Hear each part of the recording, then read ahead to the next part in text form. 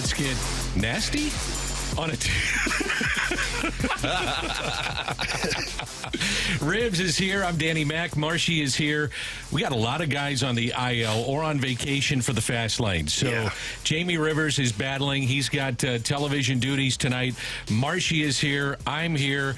CD is down for the count right now. So we got a lot of guys banged up on the fast lane. We got Blues hockey coming up tonight at 6 with the pregame show. The Avalanche are in town. So Jamie's going to be with us for 2 hours, then head downtown to Enterprise Center. After that, we get BT. And BT, we'll be talking a lot of baseball coming up. You guys got BT? 4 to 6. Nice. How you doing, buddy? You hanging in there? Yeah, I'm good. Voice is a little sketchy at times, but, we'll see. Hopefully it stays in. Carey's dropped out, apparently, so. Carey's gone. He gone. Yeah, he gone. By the way, Marshy, happy birthday. Thank you. Thank you very much. Happy DJ birthday, Marshy buddy. Marsh with the birthday. 28. 28? 28 years old. Remember those days, Riv? No. If I'm going to be completely honest, I have no idea. All right, a lot coming up. We're going to talk about Blake Snell, his signing. There's a bunch with there. Jordan Montgomery, the pros and cons of having Victor Scott on opening night, or opening day, we should say, with the Dodgers. But we kick things off with some of the storylines of the night for the St. Louis Blues. Huge game, clearly. Every game is so big here down the stretch. 14 left. 8 at home, and you got one of the hottest teams in the league in the Blues, 4 straight. You got the Avalanche 6 straight, so huge game here tonight. Yeah, it's going to be a real test for the Blues. I mean, look, this is the benchmark. This team, the Avalanche, they made some big deals at the deadline. They got some players to shore up their complete lineup, and I think this is the team that you started this win streak against the Boston Bruins, which is great, but this is the team that you want to play well against. Yeah. And now, because you've won 4 in a row, you've got yourself back in the conversation.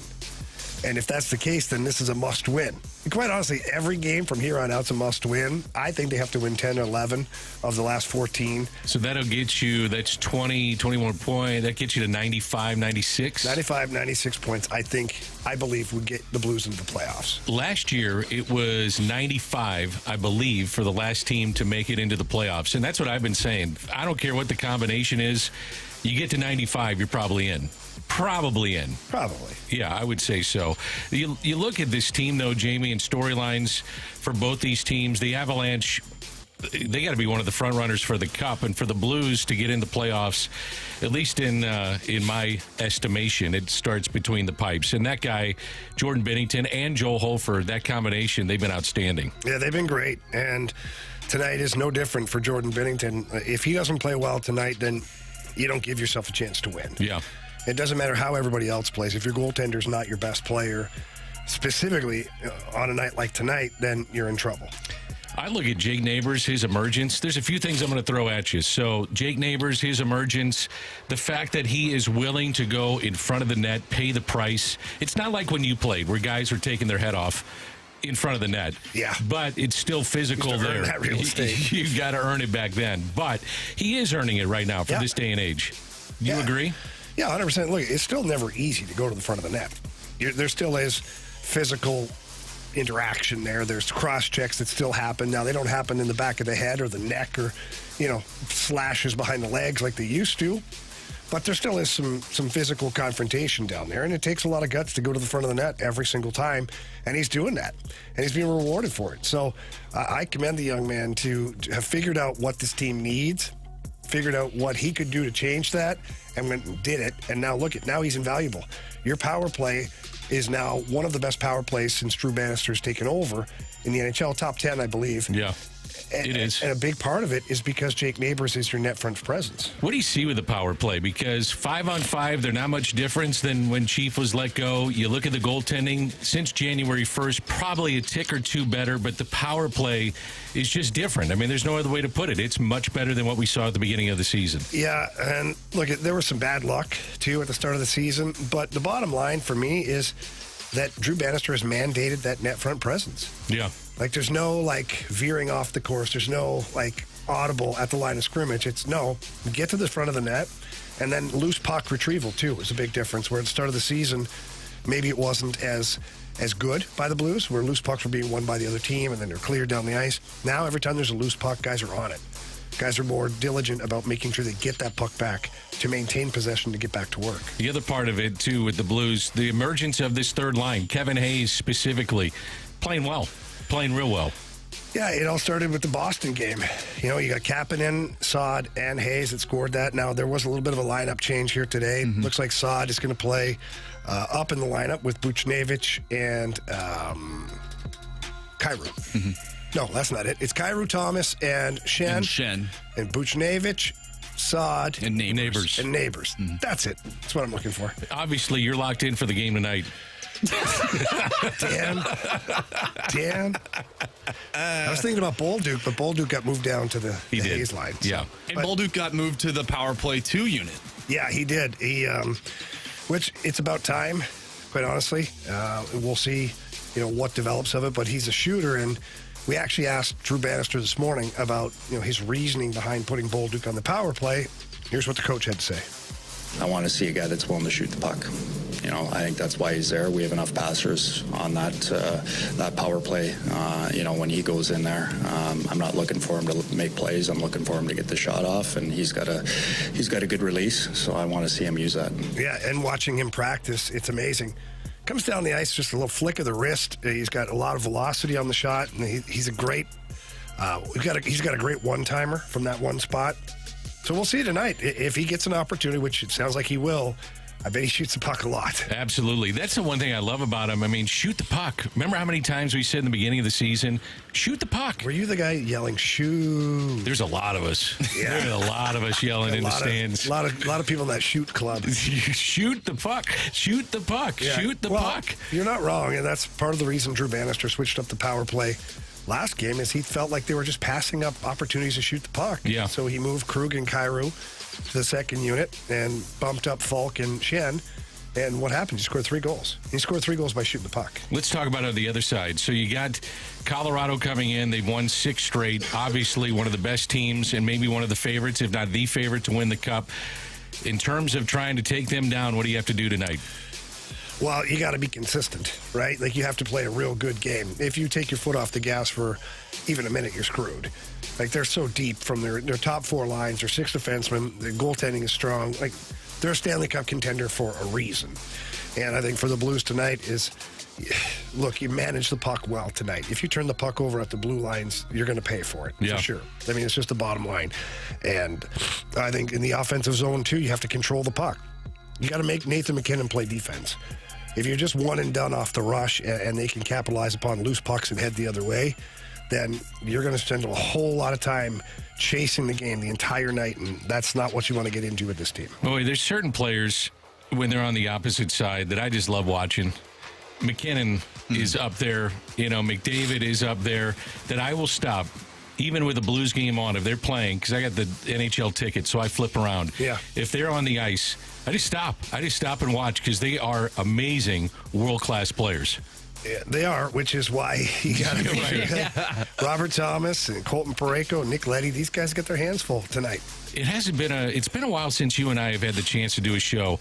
And I've been saying this, I think the most underrated season right now for the Blues in recent years is Robert Thomas. That dude is having a great year, and no one is talking about how good he's played. Yeah, well, I think that it's because this team has kind of been under the radar a little bit. I don't think a lot of people nationally don't know what to make of the Blues for a lot of reasons that we don't know what to make of the Blues. They put together 2 or 3 really good games, then there's 3 or 4 mediocre games, and a couple of bad ones. Like, you're like, what is this team? Yeah. But one of the constants has been Robert Thomas. And he's having himself a great year. He really is. To me, he's having himself a season that would be worthy of a Selke Trophy discussion, because those players aren't just defensively gifted. Exactly. He's matched up against the other top lines, all those things. It's huge. I think that'll come in the future for him. But it's great for him to have this kind of a season and to be relied upon the way he is, and the coach using him in all these situations. It's been a breakout year for Robert Thomas. That's Rivs. I'm Danny Mac. Marshy celebrating his birthday by manning the dials and co-hosting here on the Fast Lane. What a birthday present that is. Every day is a birthday for me, Dan. Every Monday through Friday. Oh, wow. I like that. Could the Cardinals have signed Blake Snell? Remember, he got a 2-year deal to the San Francisco Giants late last night. We'll get into that. You're listening to the Fast Lane on 101 ESPN.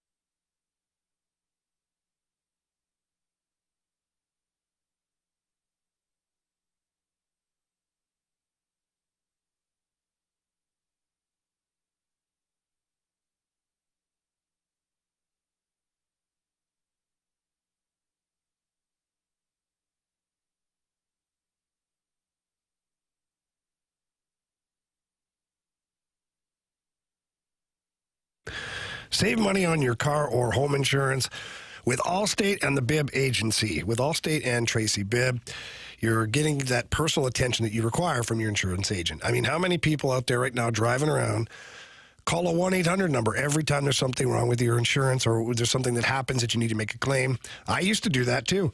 The 1-800 number, it's always somebody different. They don't know who you are. They have to look up their policy. They have to check out everything. Before you know it, you're 15, 20 minutes in before you can finally have a real conversation or release some of the stress that you're having because you need to file a claim. Well, with the Bibb Agency, you don't have to worry about that. You become part of the Bibb family, and they take great care of you. I know this because Tracy takes fantastic care of me and my children who are young drivers. I've had a couple of situations where she's had to talk them through some bumps and bruises along the way, but she is fantastic, and so is everyone over at the Bibb Agency. And all you have to do is give her a call for a free non-committal quote. That number is 314-328-4260. That's 314-328-4260. It's no fib. You're in good hands with Tracy Bibb.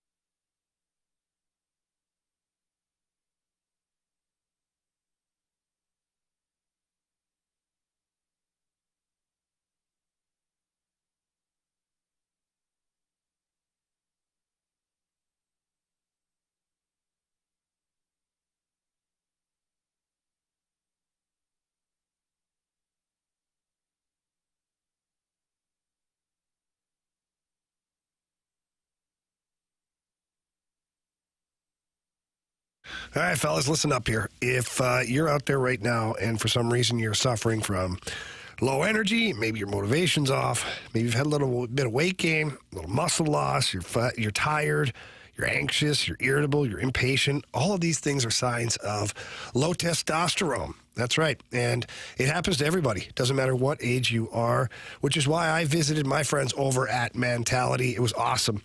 Walked in, got to sit down with one of their board-certified physicians. And we just talked. They asked me questions about how I'm feeling and what I'd like to feel like. And when it was all said and done, we did a full blood panel and found out quickly exactly what was going on. I was low in testosterone as well as some other vitamins. And that's when Mentality put together a program specifically designed for me. And now every week I go and see Mentality, and they've got everything ready for me.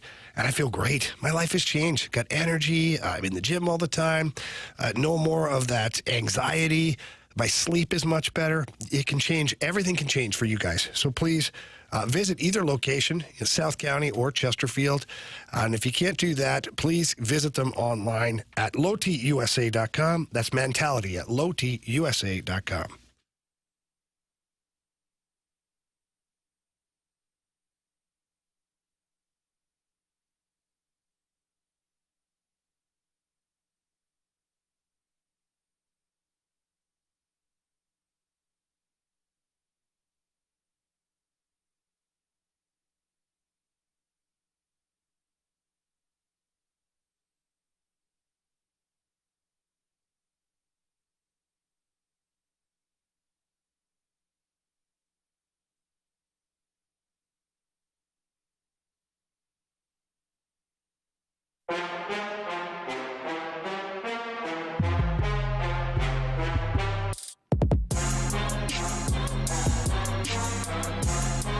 Text line is open. It's 399-9646.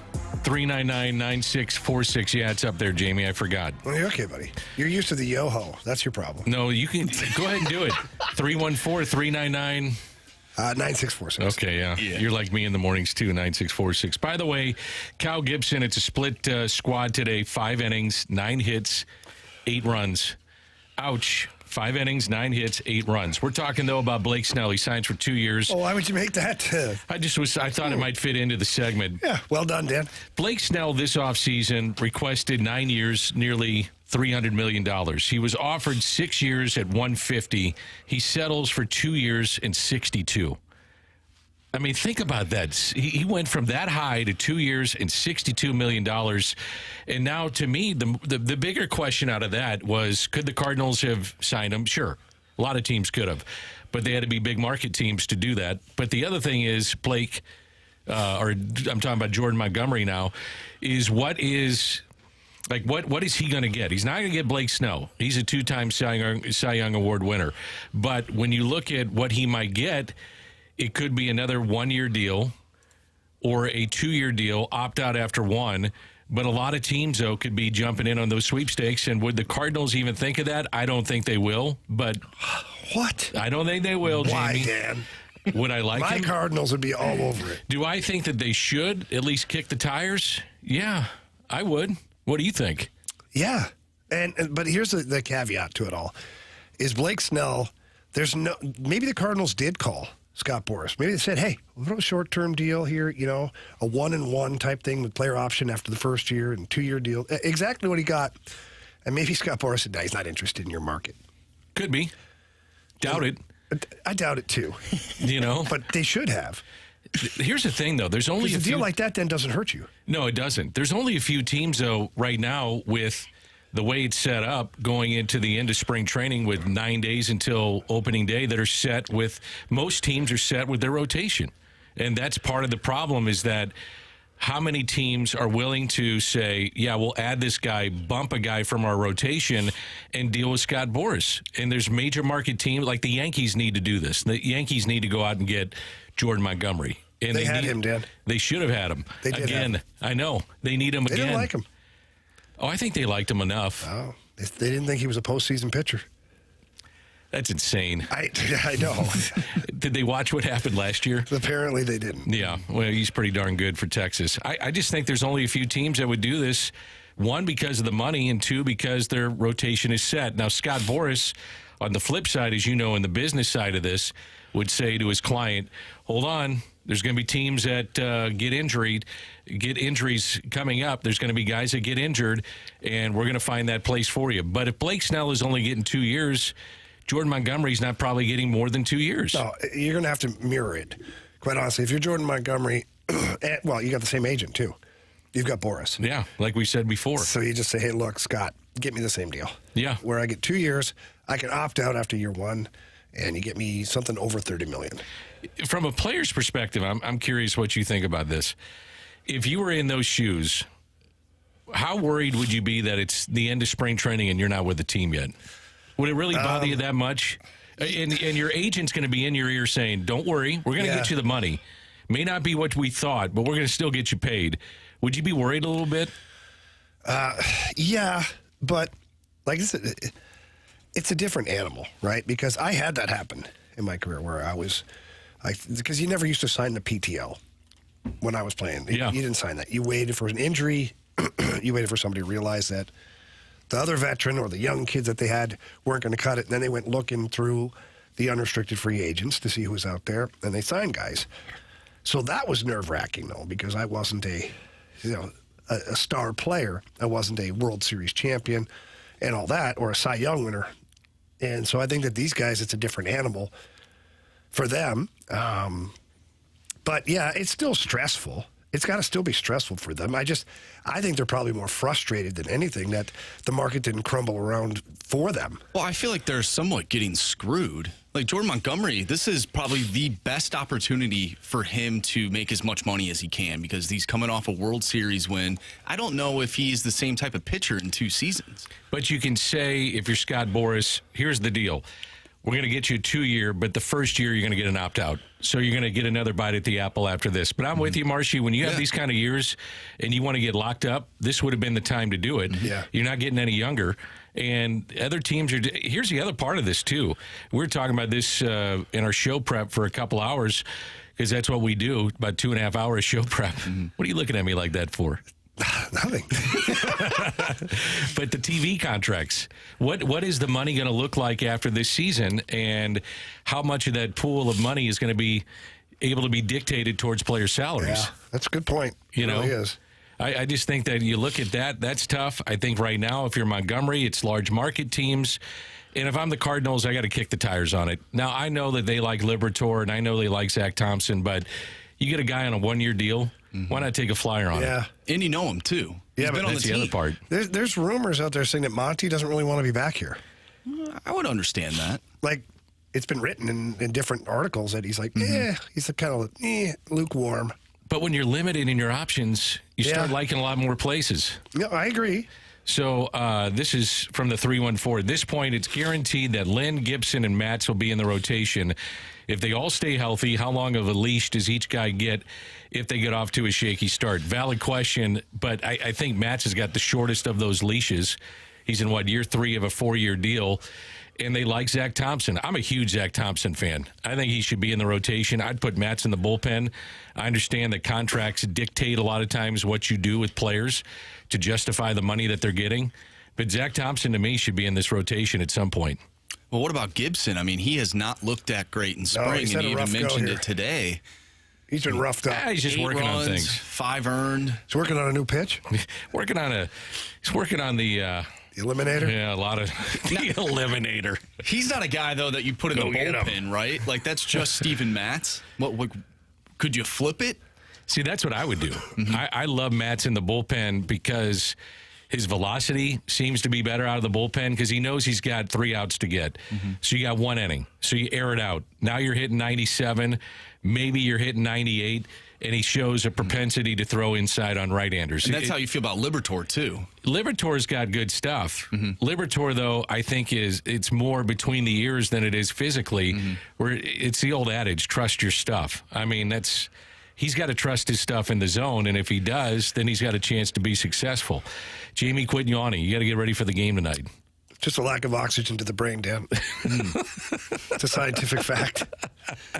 Now, I wonder if... And this is interesting because we talked about this yesterday, like Blake Snell, and it's funny that we had a full discussion about it and then he was signed, but him walking a ton of batters, right? See, he's walking 5 per 9. Right, but Montgomery's not doing that. So why I understand why it took He's a got little nastier stuff, though. Snell. When he's Okay. in the zone, it's filthy. That's the thing. That's the other part of this, too. And I said this, Jamie, when we were talking about it yesterday. What is the appetite for a team to hand out $300 million for a guy that gives you 5 innings? None. And that's where I think people are overlooking this a little bit. Is he a very good pitcher? Yeah, he's a 2-time Cy Young Award winner. But if you're walking 5 per 9 and you're only getting 5 or 6 innings out of a guy that you're paying $300 million to, it just doesn't make a lot of sense. No, I agree. Yeah. I totally agree with that. And I mean, Blake Snell is the 5 and dive guy. He's a poster child for it. Absolutely. And that's a lot of money for a 5 and dive.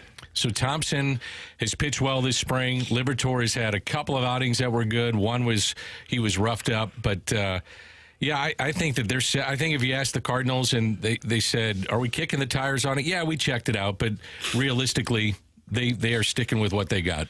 And that's just the way it's going to be. Yeah, they're very happy with their internal options, Dan. Internal options, my man. Never heard that before. Never heard it before. Hey, what's trending is coming up. This is the Fast Lane on 101 ESPN.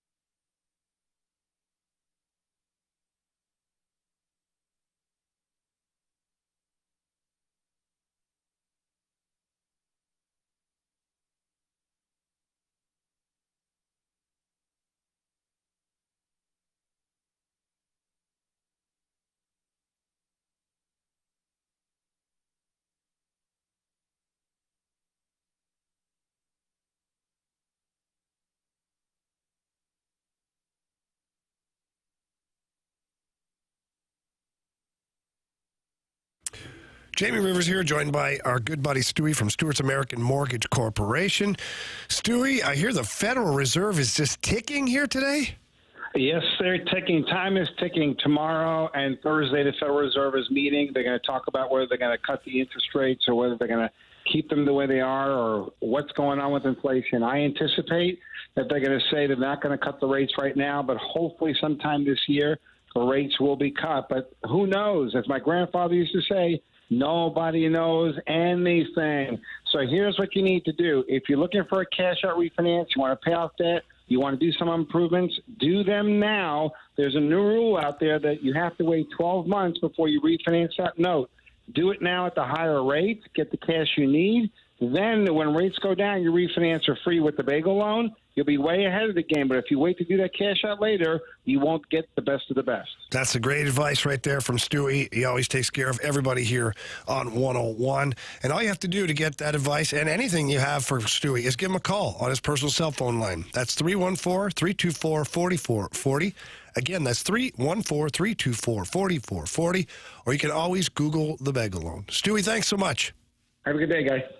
NMLS number 226715.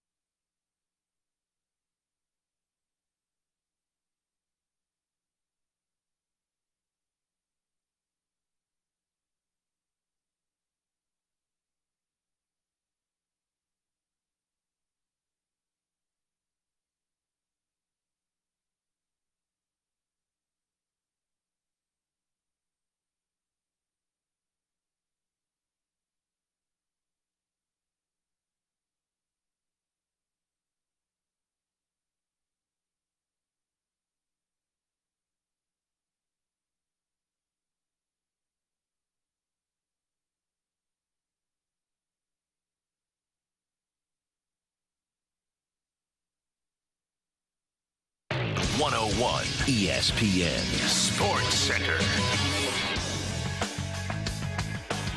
I'm Andrew Marsh. It's time for a Sports Center update driven by Johnny Londoff Chevrolet and Johnny Londoff Autoplex. The Cardinals lead the Miami Marlins 11-10 after 8 innings of play in spring training. Kyle Gibson with the start. He went 5 innings, gave up 9 hits, 8 runs, 5 of them earned. Walked 1, struck out 2, and gave up 2 home runs. We just talked about Blake Snell. He signed a 2-year, $62 million deal with the San Francisco Giants. We'll continue talking about that deal and how maybe the Cardinals could have got into that. Leave us a mic drop. How do you feel about the Blake Snell signing? We'll play those later in the show. The Blues also take on the Avalanche tonight. Pregame starts at 6. Puck drop is at 7. And you can catch all the action right here on 101 ESPN. We'll talk with Joe Vitale later today in the 5 o'clock hour. Coming up next, though, we have What's Trending. I'm Andrew Marsh, and the Sports Center update is driven by Johnny Londoff. Finding roads and shop 24/7 at londoff.com and londoffautoplex.com. Are you kidding me?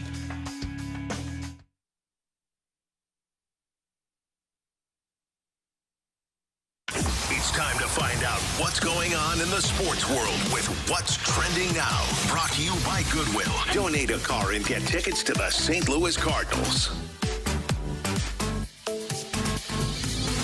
The Fast Lane on 101 ESPN. Jamie Rivers, Marshy celebrating his 28th birthday. I'm Danny Mack, and what's trending? What do we got? All right, Dan. All right, Jamie. So last summer, Quarterback. That was the show that everybody was watching on Netflix. I saw this from Ian Rappaport that Netflix has announced the new series Receiver. Oh, yeah. This upcoming summer. It will feature Devontae Adams, Justin Jefferson, George Kittle, Deebo Samuel, and Amon-Ra St. Brown. This should be interesting. I thought they would go for a quarterback season 2, but I like this. I like to see what we have on the receiver end. Yeah, I don't know if they're as interesting, quite honestly. I do. I don't know. I mean, those guys you mentioned, they're all right. Like, they're good players, but... You want personality off the field. Like, think about the era of, like, Ocho Cinco and T.O. And who else was in that group? T.O. would have been my guy. T.O., like Randy Moss. I think he would have been interesting. I don't know who else was out there, but, like, man, you had some personality. As a player, would you want... I mean, the player has to agree to do this. Yeah. And I would I'm sure they're paid. I was going to just ask you think they're paid something to do? They've got to be. They got to be paid. Would you want this in two ways? Would you want it to be as the player that is, number one, focused on, and two, as a player that's not focused on but the cameras are around? Would that bother you? No. Wouldn't bother me. Like, if they're in the... Let's go back to when I started with the Blues. If they're in there doing a thing on Brett Hull. Which was every other night. Which was anyways, right? Right. But imagine now, today, scoring 86 goals. The cameras that would be around. But that wouldn't bother me. They've done some for the outdoor series where they've done... Yeah. I like those. I think Road to the Winter Classic. Those have been done pretty well. The Boston Red Sox are doing something this year with baseball in spring training. But I want to see, as baseball is concerned, like I want to see in the room, why are we not signing Jordan Montgomery if you're the Red Sox? Like yeah. You're not going to get that. You get it sometimes in Hard Knocks. Sometimes, yeah. You know, or if from the Cardinals' perspective, Victor Scott rolls into Ollie's office and they either tell him that he's making it or not. I want to see both. I want to see his reaction. I want to see him if he's not, hey, this is what you need to work on, or, hey, young man, you made the club, and you get his reaction. Like Jordan Walker, they did that last year. They showed it. Yeah, that was cool. It was cool. I like seeing some of that stuff, or on a baseball perspective, too, like, okay, first round of cuts are here, second round of cuts. Here's the third round of cuts to get to the 26-man roster. It was a tough choice on player X and player Y, and this is why we did that. You know what I mean? I'd like to see the war room. Like you said, I'd like to see the war room leading up to it. Like Ollie sitting there with, with Mo, with Gersh, with DeWitt, and like they're all, and all of his staff, and they're going over certain players. And like each one of them has an argument about what player they think, or they can either agree or disagree, or, you know what I'm saying? Oh, like, yeah. To where you'd be like, let's say Mo is like, no. Who's Victor got the final Scott decision? III is not ready for this, and Ollie's like, no, you're wrong. No, he's ready, man. I'd love to see those discussions. I was invited one time to go to Rams Park. Charlie Army, who was running the draft at that time, brought me into, before the draft, the war room, and showed me the whole, like all the walls were aligned with the player's position, ranking, where they thought they may get drafted, if that guy was drafted, who they would go after. It was awesome. I mean, the intricacies of what they do for a draft, it's fascinating. What else you got, Marshy? So JJ Redick and LeBron James have started a podcast called Mind the Game, and they celebrate the sport of basketball as well as dissecting X's and O's. And there's video to go along with their discussion in this particular instance, and they have the breakdown of certain plays with X's and O's. I think this is an interesting way of going about, like, bringing content to at least basketball fans, but I wonder what that would look like from other sports perspectives too, with video and breaking things down and just talking about the game. I find it pretty interesting. Do they have video?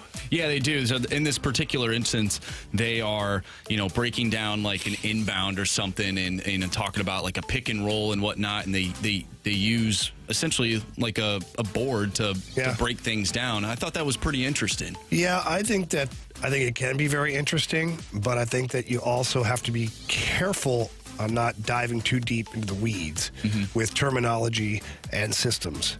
And I've got a little bit of experience with this just from doing the telestrator for Bally Sports last year and the year before. You got to be careful. You don't want to dive so deep into the weeds with everything that you're thinking from a hockey perspective. Meanwhile, the casual fan is sitting there trying to learn about the game, but you're so far over their head that they've like given up. The game is actually more confusing now to them than anything else. You have to make sure, in my opinion, you have to make sure not to simplify it. Like so hockey for dummies. Yeah. For lack of a better term. Yeah, but like make it so that when they're watching the game, they recognize what you're talking about. And the segment that you've highlighted and telestrated, they're like, oh, now I see it. Sure. Not like, oh my God, what is he talking? What language was he just speaking in? Is there a player that you'd want to be teamed up with to do this with? Like if they said, all right, Jamie, and you're back playing, and we're going to have you sit down with some player, and you guys are going to break down defense and that kind of. Would you want that, or is there a player that you'd want to be teamed up with that would make it fun? Oh, look, I'd be teamed up with Holly. I was just going to ask you that. Dude, that would have been one hell of a podcast. I'll tell you that much. It would have been great. We would have had a little bit of everything going on there. But, Holly's also very intelligent. Oh, yeah. And he sees the game in a different way than a lot of people do. And I think that's why it would be interesting. Nick Lidstrom's another guy that would be so much fun to do that with, or a Steve Yzerman. Like, there's so many guys that you could do that with and be like, man, this would be awesome. There's some guys, though, that are savants at what they do. They see the ice, or they see a field, or they understand pitch selection even more so than their teammates. Like I always said with the Cardinals, there was Jimmy Edmonds, there was Albert, there was Chris Carpenter, and there was Yachty. They were just seeing the game at a different level than even some of the very good players in the league. They're just like baseball savants. And there's guys like that in hockey, obviously, too. Yeah. And I don't know if they would have made good coaches. Well, most of them don't. Like Gretz when he went to Arizona. We've heard that story before, right? You were there. Yeah, I played for Gretz. Yeah. And he's screaming at the guys in the power play, and then he grabbed me on the plane. He's like, we had a drink, and he's like, why the hell is this guy not fine? I go, I said, Gretz, what's the name of him? It's back in his jersey. And he says the name. I'm not going to out the guy. Yeah. He says the name. I go, yeah, you're right. I go, it's not Gretzky. You're right. Therefore, he's not going to make Gretzky plays. Exactly. And he had the hardest time wrapping his brain around the fact that the simplest of plays for Wayne Gretzky are sometimes even too demanding for your average NHL hockey. They just see it differently. Yeah. They're just different. Like I said, they're like savants when it comes to hockey or baseball or whatever sport. You got one more, Marshy? Yeah, last thing here. Of course, we've been talking about Blake Snell. He gets the 2-year deal worth $62 million. The San Francisco Giants have been making a few moves this offseason. Have they emerged as a contender? Do you think they can contend with the Dodgers in the NL West?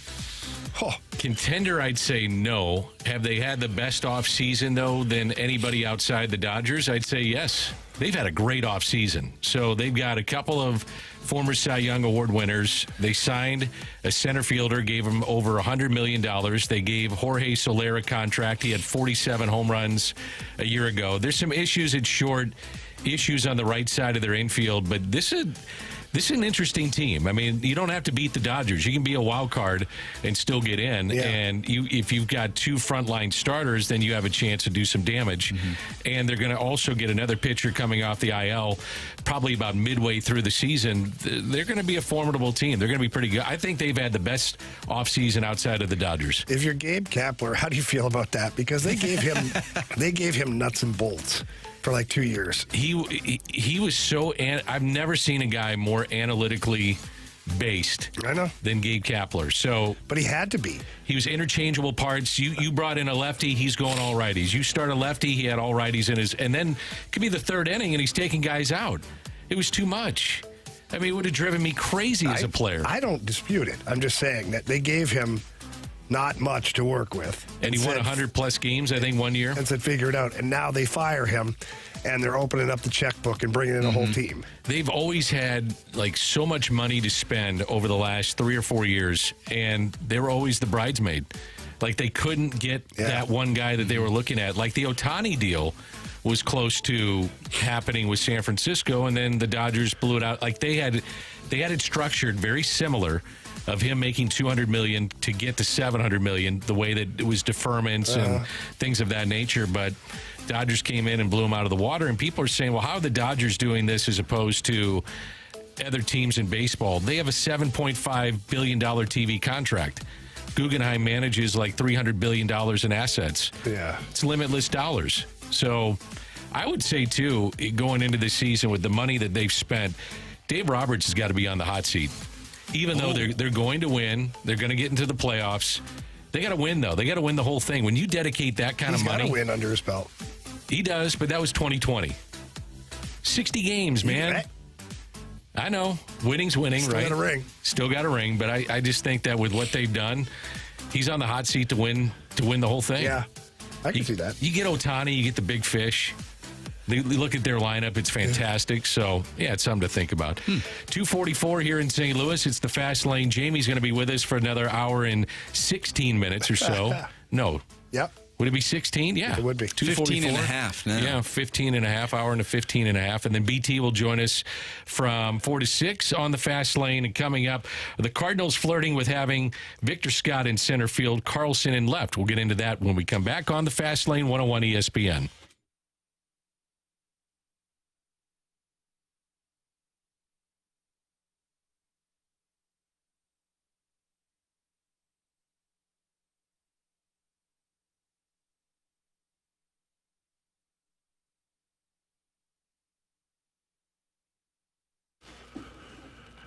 From upsets to buzzer beaters, nothing compares to college basketball, especially in the month of March. March Madness, they say that for a reason, but sometimes you're on the wrong end of some of those moments as well.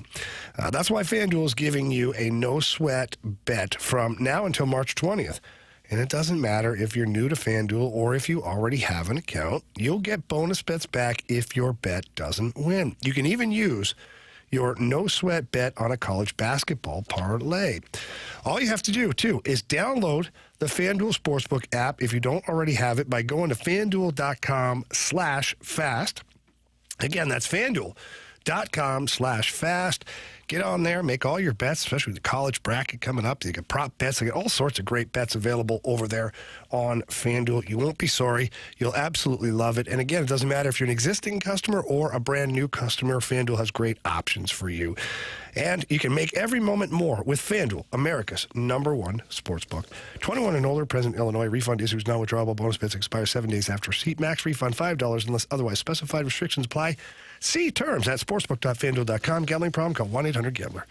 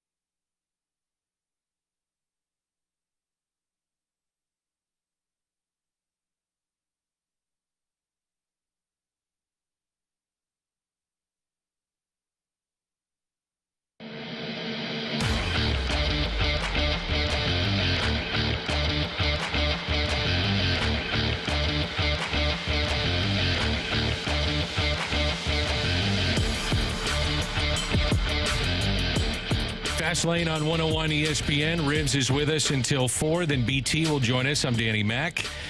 Carey is out today, a little bit under the weather, and Anthony's on vacation. Marshy with us, celebrating his 28th birthday, so happy birthday, Marshy. Thank you. We have some lineup news for the Cardinals. They had a split squad here today. Yeah, so the Cardinals won 11-10 today over the Miami Marlins. Brendan Donovan started things off. He was leading off for the Cardinals, and then Paul Goldschmidt, Nolan Gorman, Nolan Arenado, Wilson Contreras. That's your top 5. That looks like an opening day lineup right there. And then 6 and 7 was Dylan Carlson in left, and then Victor Scott in center field. I find that to be interesting. I find what's interesting there is putting Goldie second, Gorman third, and you could go left, right, which is something I think that they could look at. I've been saying that for a long time. I would maybe put a younger player like a Gorman in front of Goldie and Arenado, because at that point you would think hitting second, you're going to get some pitches to hit and let him do some damage. Yeah. So you're talking about putting Gorman in second. front? Oh, at the two hole. Yeah. I think about it. Yeah. Now, the other thing is your leadoff man is probably going to be left-handed. If you're looking at Brendan Donovan, to me, he's kind of like Matt Carpenter in his prime. That kind of player that is going to hit gap to gap. He's going to take a lot of pitches. He's going to go deep into a count. He's going to get on base a lot. But the risk that you run is going lefty-lefty and then matchups in the back end of games, and you're not going to take those guys out. They're going to play. Now, if Alec Burleson is in the lineup and he's playing left field and you've got a lead in the 6th, he's probably coming out because you want defense. He becomes, I don't want to say a liability, but you can get better defensively. Like if Carlson's on your bench, you bring him in. Those are some of the things that they're going to have to figure out as they move forward. Yeah, I don't hate the idea of lefty-righty at the top of your order. Yeah. I don't at all. Yeah, I mean, then you can't just say, all right, you got 2 lefties in. The left-hander that comes out of the pen has got to face 3, and then you put it on Ollie to say, well, I'm going to counter with a righty. And the one thing that the Cardinals want to avoid, I would assume, is Gorman facing lefties. You know what I mean? They were not playing him against lefties last year. I know. I still think that's a joke. But I'm with you. You're either a full everyday player or you're not. I just want to see him hit against lefties. And if he can't do it, you're halfway through the season and he's striking out a bunch, or a lack of contact, or they're getting him out on fastballs up. That's a sign that he's going to struggle against lefties, and then I adjust as I go. But at least I would give him a little runway to see what he could do. Well, I think he's earned that at this point. I do too, especially if you're going to hit home runs. Yeah, and he hit a couple of home runs off lefties last year too. I agree. I mean, that's something that you have to look at. I would. What about Victor Scott? We teased the segment asking, would you put him in center? You know Tommy Edman is not going to be on opening day.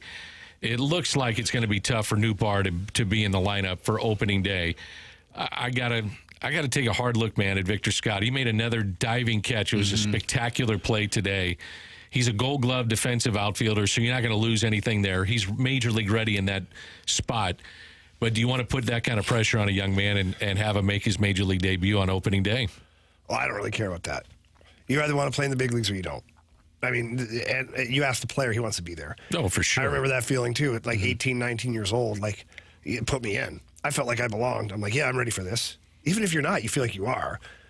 So I don't think it's a big deal about putting the player in a pressured situation. They don't care. Here's the thing is, though. They shouldn't care. If you feel like Edman's coming back and you feel like Newbar is coming back in a reasonable amount of time, do you want to add him to the 40 and start his clock? And if he gets off to a slow start, then you're going to take him down to the minor leagues. Yeah. And that's kind of the rub here. You know, if you're going to do that, then do you want to really start the clock at this point and put him on the 40-man? Or do you feel like you can get by with a couple of weeks or 3 weeks, whatever it is, and say, we can mix and match with Carlson, we can mix and match with Burleson. Ciani's another guy that we carry. We know what we're going to get out of him. Not great, but he's going to give you a major league at bat, which is what you're looking for. The other thing, too, with Victor Scott, if you bring him up and things get off to a slow start, I mean, he's played in like 66 games at AA. That's it. He's played in like 160 some odd games ever in professional baseball. Now, he did have 113 stolen bases combined with the Arizona Fall League and what he did last year. So he's an oddity. Yeah. And his success rate was 87% last year in stolen bases. So Pretty good, Dan. you got to you got to take a look at it. Here's the interesting thing too. If I'm Ollie, I'm at least dangling the carrot out there and just saying, all right, young man, just keep going. We got 9 days. We got 8 days. We got 7 days. There's no rush. We haven't figured it out yet. Just keep doing what you're doing. Yeah, I think ultimately, unless he's absolutely pulverizing the competition, ultimately you go with what you have already. Yeah. Because Dylan Carlson's played better here recently. Victor Scott will be great in center field at some point, but I don't know if you want to kickstart the clock on him to just have him play a handful of games and then send him down. Here's the other thing, too. If you get off to a slow start, which could happen with the way the schedule is set up with the Dodgers, the Padres, you're going to have the Miami Marlins playoff team a year ago. I give it like 30 to 45 days, and if you're not playing very well, I bring up Victor Scott and say, we need a spark. Yeah. We need a change of scenery for some of these guys, and if we need a spark, that's the guy I'm bringing up. Seeing what he can do. I just feel like he's been playing too good to not have him on the opening day roster. Like especially, and you brought it up, the schedule that they have, they're going to need to manufacture runs in some capacity. They're going to go up against some pretty good pitching the first few series. Having a guy like that, just making those pitchers feel uncomfortable, even if he gets on just one time. Like today he was 1 for 4, but he had a run scored, and he made a great play in center field. Like that could be all the difference. I mean, that they won by 1 run. Like that could have been the difference in the game. That's how I look at it. And how do you tell the players? Like how do you tell him, hey, you played amazing in spring, but by the way, you're not on the team? Yeah, I mean, you can do that. I mean, you can. It's a business. I get that, but yeah, and you can tell the young man, hey, you're going to be here. It's going to happen this year. Go down, keep doing what you're doing, and you're going to be here sooner than later. The other thing about Scott, he's a left-handed batter, and he does things that other guys can't do. Balls in the gap, he's going to score from first. A lot of guys can't do that in just Major League Baseball. And I go back to this. We're in the entertainment business. This is an entertaining player. And you want to excite your fan base a little bit. I think people would say, if we're looking at the players coming out of spring training, and anywhere I go, the one thing that fans tell me is, I want to watch Victor Scott. I want to see what he's got. Well, last year was Mason Wynn. Yep. And this year it's Victor Scott. It's very similar. Yeah. Very, very similar. All right, that's I think Jamie. you'll see a similar path, too. Yeah, I do, too. I mean, maybe just get your feet wet in the minor leagues again at AAA and then bring him up. Yep. That's Jamie Marshy celebrating his birthday. I'm Danny Mac, and this is not the opening drive. This is the fast lane. It is. Doing a little double duty. Way different. Fast lane. Back with more in a moment.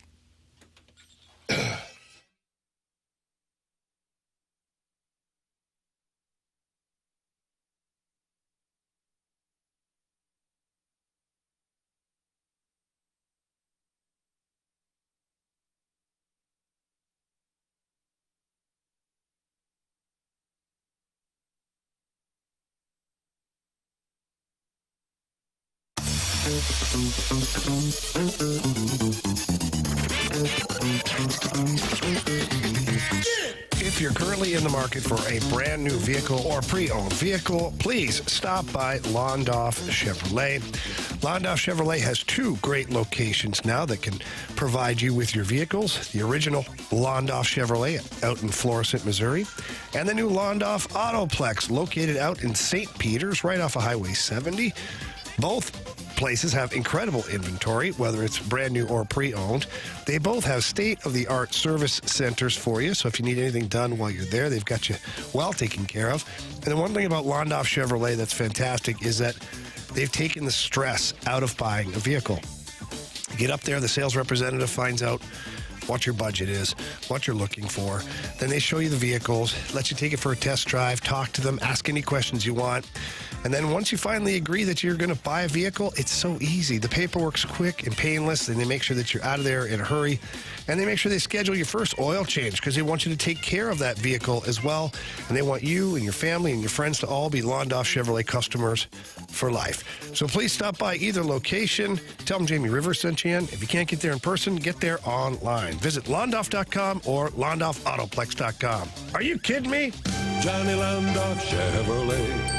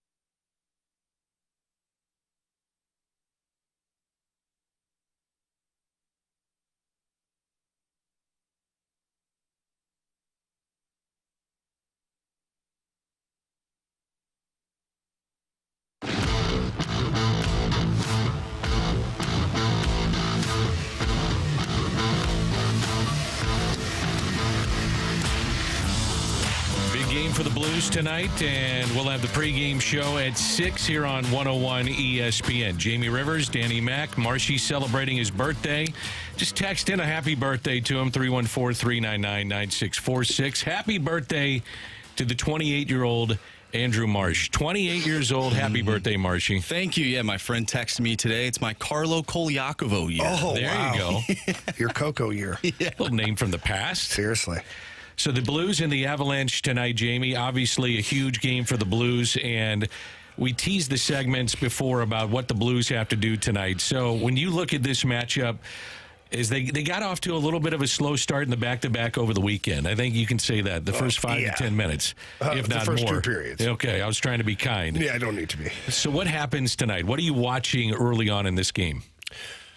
Well, you can tell right away if the Blues are ready to go or not by how much offensive zone time they get with the puck.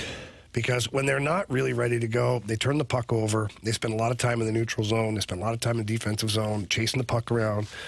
Like the Anaheim game was just like so much time spent in the neutral zone. That means both teams didn't really have their A game. Mm-hmm. And you look at their game prior to that against the Minnesota Wild, the Blues right away from the get-go in the first period were on their game. They were in on the forecheck, creating some opportunities, and the intensity level was a lot higher.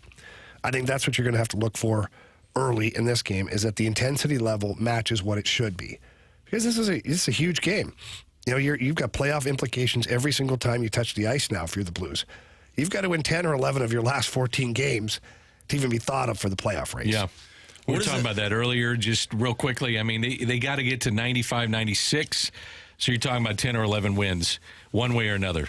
Now, you can get some points here and there with just, going into an OT and picking up a point. But you're talking about literally getting to 95 points. If you get to 95, you probably get into the playoffs. Probably. Yeah. One would think, but, I mean, who knows? I feel like this whole season has been broken down into, like, certain stretches, at least how we've talked about it. And I feel like this latest stretch, like, this is the litmus test for this stretch of games, because if they can pull off a win tonight, I'm thinking, okay, this team is serious. They're about to get really dialed in here for this final stretch. And I start to believe that this team could make a run now if they make the playoffs or they don't. I don't know. Like, again, we talked about this yesterday. There's other teams that have to play games. So you could win a ton of games, but so could the Vegas Golden Knights, so could the Nashville Predators, and maybe you don't make it. But I feel like right now this sets the tone for the rest of the season. Yeah, I would agree. I think that, look, you got to win big games. And this is a big game. Now, you've played well against Colorado so far this year. Now, this is a new version of Colorado. They've got some guys they picked up at the deadline.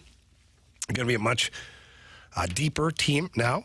But, yeah, these are the games that you have to get up for. These are the games you have to win, especially if you're going to make a playoff push. What was it like down at the skate today where guys, I mean, we can sit here and talk about how this is a huge game. Players know it's a huge game, undoubtedly. But the coaching staff, what were they talking about today as they go into tonight? Just excited. Yeah. It's a big game. Be excited. Everybody should want to be in these games. They should want to play in these games, should be up for these games. And I think overall the attitude was pretty good. I mean, you've won 4 in a row, and you put yourself back into discussion. That makes things a lot easier for you. Absolutely. And it's, you talk about it in baseball all the time. It's such a long season. This is a long season. If you can get to a rink or a ballpark and still be mathematically alive and have a reason why you want to play these games. Now, you play it for your pride and your contract and for your teammates. I get all that. But when you still have a chance to go in and compete, there is nothing better. There's nothing better in sports. These are the games like the Wild game and the Nashville game the Blues played. Tell people when you get down to the rink, I'm like, these are the games that you miss playing in. Like, as a former player, these are the ones that you want to play in so badly. The intensity's there. It's got implications. It matters. The adrenaline's pumping. Like, I'm hoping that the Blues are going to match that intensity tonight. Well, you mentioned how just excited they are. I mean, only, a week ago, Doug Armstrong was talking about how the guys had no jump at all. They were like miserable going to the rink every day because they were losing. And now it's amazing what 4 wins does to a team, and you instill that confidence in yourself. And one, you have Jordan Binnington. He can win you a game, and he's proven that against especially this team. We've seen that in the playoffs nonetheless, and this is going to be a playoff type game for this team tonight. Yeah. I would say, too, that they're getting healthier. Like, when I watch, and I could be wrong about this, Rivs, and the lower body injury to Justin Falk, I think he's gotten much better the last couple of games. He looks to me like he's a different player because earlier in the season, you saw guys going around him. That's not Justin Falk. Yeah. That's just not him. And if you can get him to play a better style, I don't want to say style, but you get him back to where he can play at the level that we've seen him before, that is huge, too, with this team. Yeah, certainly. And look, Justin Falk had a pretty good season going, and then he tweaked his ankle. We never really got it clarified, but Lower body, and that affects your mobility. Yeah. Especially when you're playing hockey and you have to skate. And you're a defenseman, you're going forwards and backwards and forwards and sideways and, all these things. Like, it can really affect a guy. And I think that the heart was bigger than the brain a little bit there because he wanted to come back a little sooner than probably should have. And it affected him a little bit. And now I think you're getting to see Justin Falk getting back on track, and that's a great thing because he can be a real big help to your team. Are we going to see a little bit more of Matthew Kessel tonight? Obviously, he got the extension not too long ago. He's been a guy that we've seen go up against some of the best in the NHL. Yeah. I think tonight could be a huge showing for him, especially with, like you said, Justin Falk maybe not as mobile as he once was or is. Yeah, we'll see. I think that it's all going to be situational too. I don't think the coaching staff has any problem playing Matthew Kessel against anybody. Obviously, from the very first day he was called up, he's played against some of the best players on the other team. His first game was against Crosby and Malkin. He had those guys every other shift. Yeah. And so, he's not afraid or intimidated to play against the other team's top lines. Now, Colorado is a bit of a different animal. Yeah. They got quite a few guys that can bring it. But, Matthew Kessel still plays a very safe game. And what I mean by safe is just kind of direct. He gaps up, good, closes out plays, makes an easy pass, plays physical. There's nothing flashy to his game, which means that a lot of times those guys who aren't flashy don't get burnt severely either because they're just good enough to kind of make sure that they don't get burned. Right, you don't notice him out on the ice. You don't notice him, yeah. Does he profile to be like Carl Gunnarsson? Yeah, maybe. I mean, yeah. Ish, somewhere in there. Just like, I'm talking about like vanilla. If we're talking vanilla ice cream. I think there's we're celebrating on my birthday with some cake. Yeah, I like that. Yeah. I like where you're headed. I think Matthew Kessel has a little more to his game. I do. I think that he's just scratching the surface with the offensive side.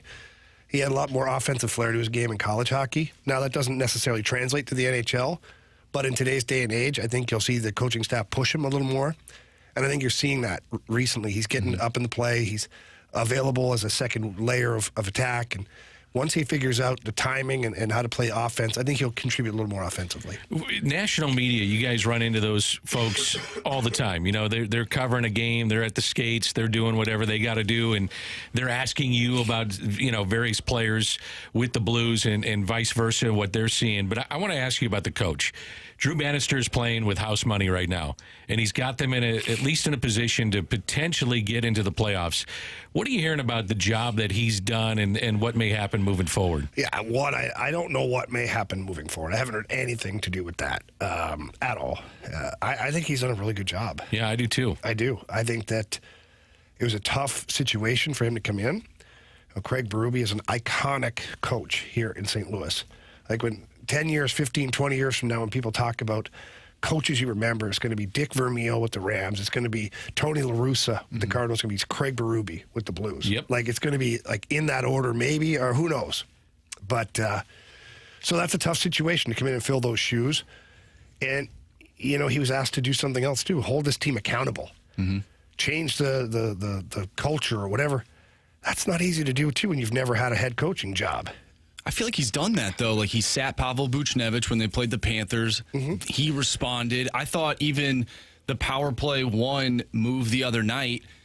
I mean, to me, like an interim head coach, you could be a little hesitant to move a guy like Torrey Krug, who's been a power play guy his entire career, right? Move him off power play one and put Justin Falk on there. You move Kyrou, who is being paid $8 million. You move him off. You put Braden Shen on there. And it worked, though. Like, I felt like that's a move right there that if the Blues end up making a playoff push and they keep this same unit together, that could be one thing that we look back and be like, hey, that was a great move by Drew Bannister. I think the key to Drew Bannister's success is, one, just not being afraid to coach. Mm-hmm. So many times a coach is afraid to make a move because maybe it doesn't coincide with what management wants. Mm-hmm. Then the flip side is maybe it doesn't coincide with what the players want. So then you're stuck as a head coach kind of trying to keep everybody satisfied. I just say, my advice to Drew Bannister, just continue to coach. Just do what you think is going to help this team win. And if that's like making changes, benching players, changing systems, or continuously changing on the fly, making adjustments, then do it that way. Mm-hmm. The player that took a lot of heat early on was Kyrou, clearly. He was a lightning rod. But the other guy that always takes a lot of heat, at least in my opinion, is Colton Parayko. Mm-hmm. That's your guy. And you don't, I pick him every time to score a goal. I'm sure you will today, too. You can already mark it down. I Colton Parayko. Taken. But, he's had a really good year. Yeah, he's established himself as one of the best shutdown defensemen in the NHL. Absolutely. And I also, at the same time, have to give credit to Nick Leddy, because you can have Colton Parayko partnered with, we saw it last year. Nick Leddy wasn't the version that he is now. And then Colton Parayko played with other guys. And then Colton Parayko didn't have a great season. And it's like, not sure which, like the chicken or the egg on that one. But, Colton Parayko has been a force this year. And I watched Nick Leddy, and Nick Leddy just simplifies the game so much out there. And he skates so well that both guys can make up for any kind of mistakes that happen. But yeah, they've both been really, really good, really solid. And many nights, like tonight, is going to be a huge night for them as well. I think you're sounding good, man. You sound a lot better than you were earlier in the show. Oh, yeah? You're battling. Upper body, you're battling. Upper body. He's got that phlegm. Yeah. That's Jamie Rivers. Marshy is here celebrating his birthday. I'm Danny Mac. It's 101 ESPN. Are you sold? We'll do that when we come back.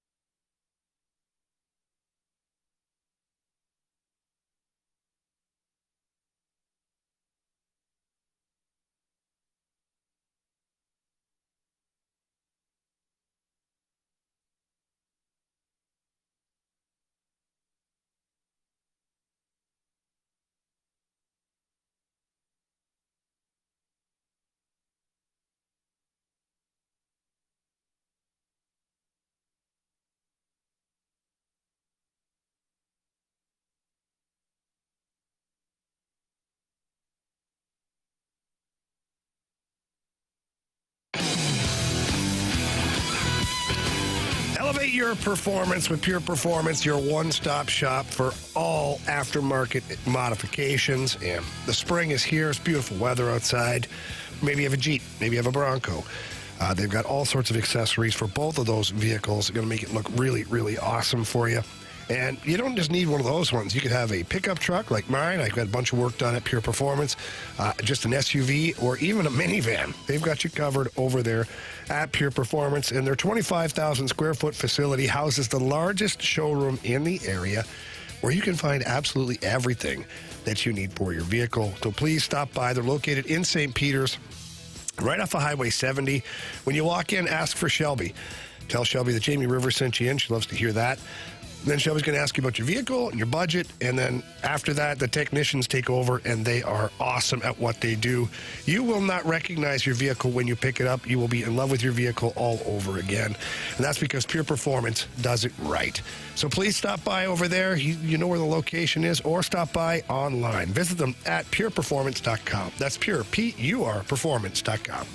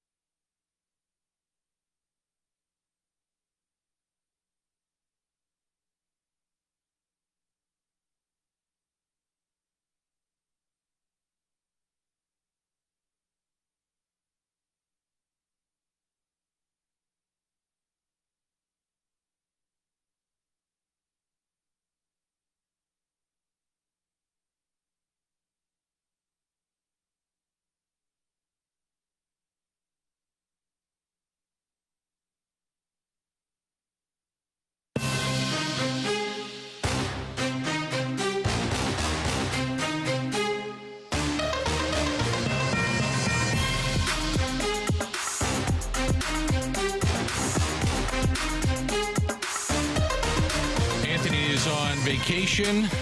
Much deserved rest. Rivs needs some rest, but he's here. Upper body injury, but he's getting through it. He'll be on the television call of the Blues and the Avalanche tonight, and that's at 6 on 101 ESPN. Marshy's celebrating a birthday. I'm Danny Mac. It is Are You Sold? And Jamie, we got a couple that are specifically for you, but Are You Sold? Benner could steal the Blues a playoff round against the top seed in the West. Any goalie could, I guess, right? Yeah, but I think there's only a specific few that really scare the opposition. Jordan Binnington is one of them. I agree. Talking to every team, even talking to the Colorado guys today, like Jordan Binnington has a presence to him. He gets in their head. He does. Like they're always like, what if?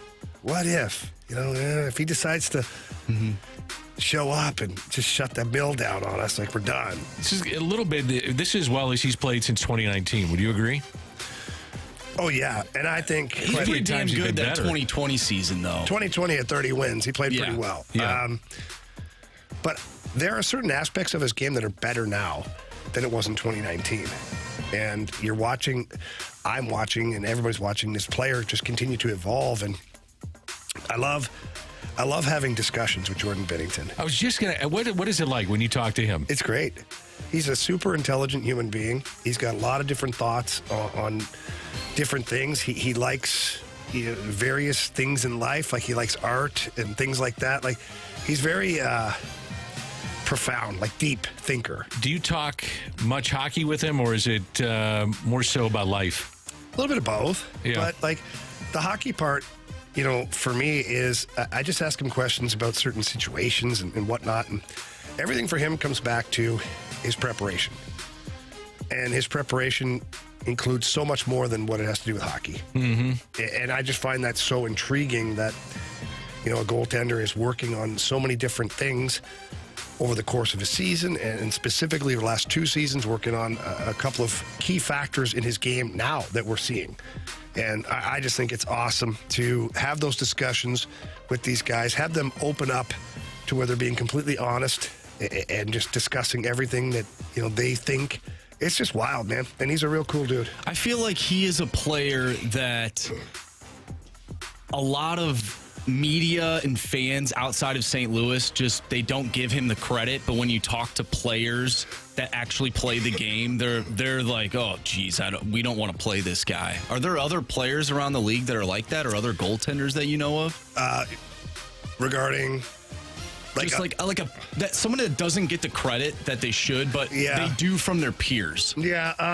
Wow. I mean, you'd probably find one guy on each team that's kind of that unsung hero type player. But are those guys enough of a difference maker to win a series? And that's where I think Jordan Binnington just kind of separates himself from the rest of the pack. He's a one-man show. He can be. Yeah. He can absolutely be a one-man show. In Colorado, let's not forget, they know that had it not been for the injury, that they were in one. They were in a battle at that point. They were supposed to steamroll the Blues. And then Jordan Binnington said, no, I've got different ideas. Yep. And had Jordan Binnington stayed healthy, one could argue that the Blues go on and win that series. Hell, I think they win the Western Conference Final.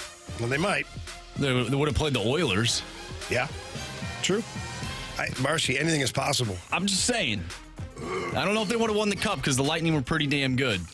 Yeah, I off agree. two Stanley Cup wins. So then the counter argument to that is if Binnington wins you all these series leading up to the Stanley Cup, why couldn't he win you one more? Oh, then you make a fantastic point. That's what it rings. Did you ever talk to the guys about being in the bubble?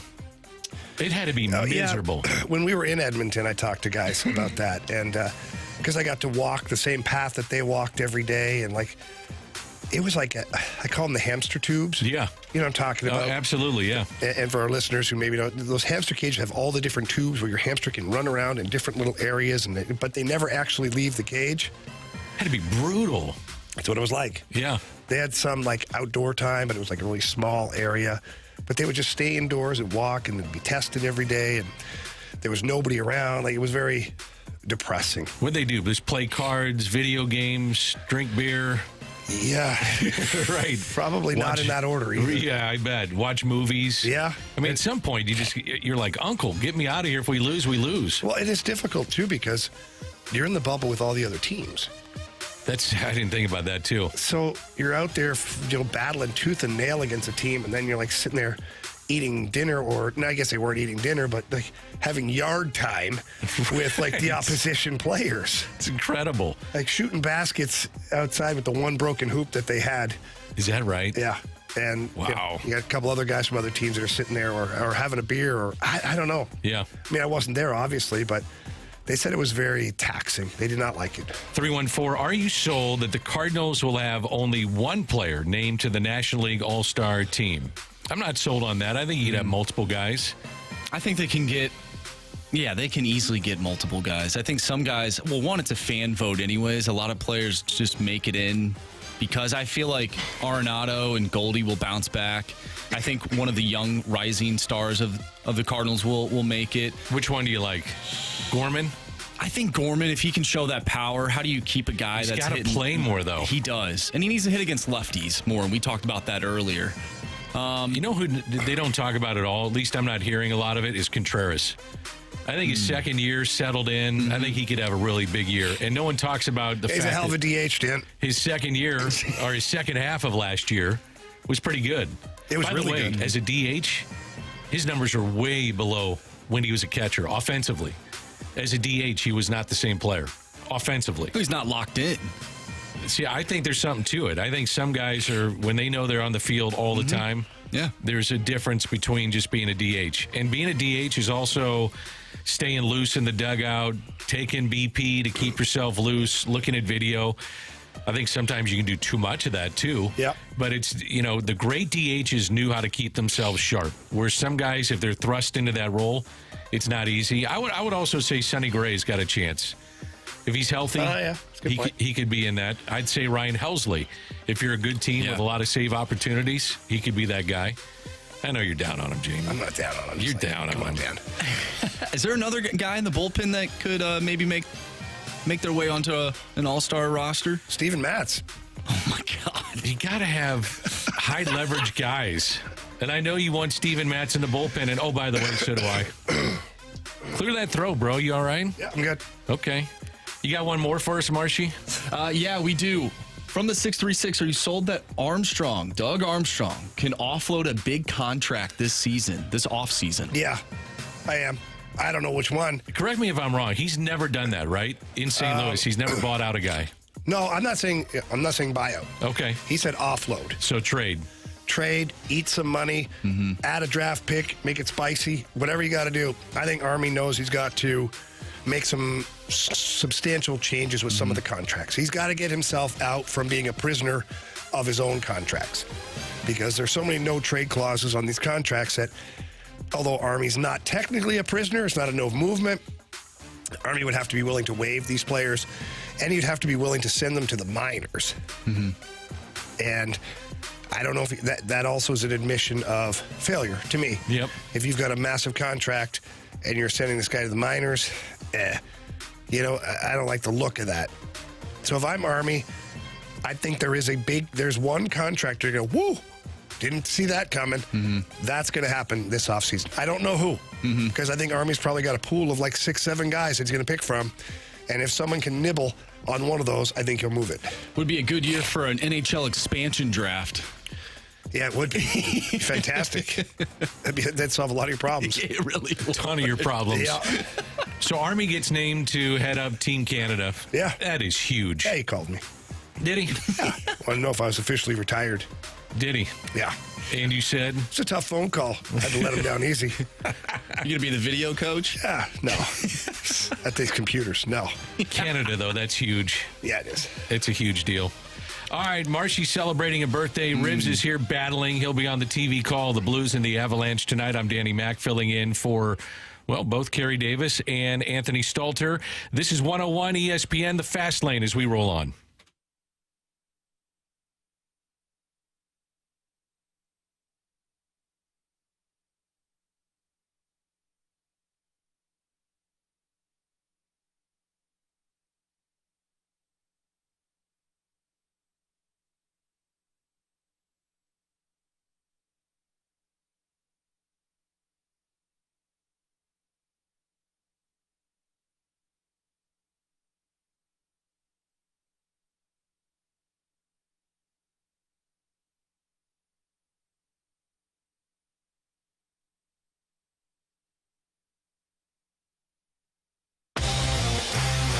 in the market for replacement windows? If so, visit my friends over at Window World. They are the preferred window of your St. Louis Blues. Window World windows are one of the 2 windows with the Good Housekeeping seal of approval. They're also ranked #1 in number of windows sold in the country by Qualified Remodeler magazine. And the most important part about Window World windows is that they use a double-strength glass that gives it a strength not commonly used in replacement windows. And we've all had those windows that are thin, that either crack easily, or you can feel the cold coming in, or you can feel the heat coming in. They're not efficient at all. Don't worry about that. Window World has you covered with a fantastic window. They also have you covered with a lifetime warranty that covers all the parts, glass breakage, and the labor. And as far as financing goes, don't worry about it. Window World is there for you right now. They have a great program that is offering 18 months, same as cash financing with approved credit. So please call up there. Talk to somebody. Tell them Jamie Rivers sent you in. That number's 314-993-1800. Again, that number is 314-993-1800. Or you can visit windowworldstlouis.com.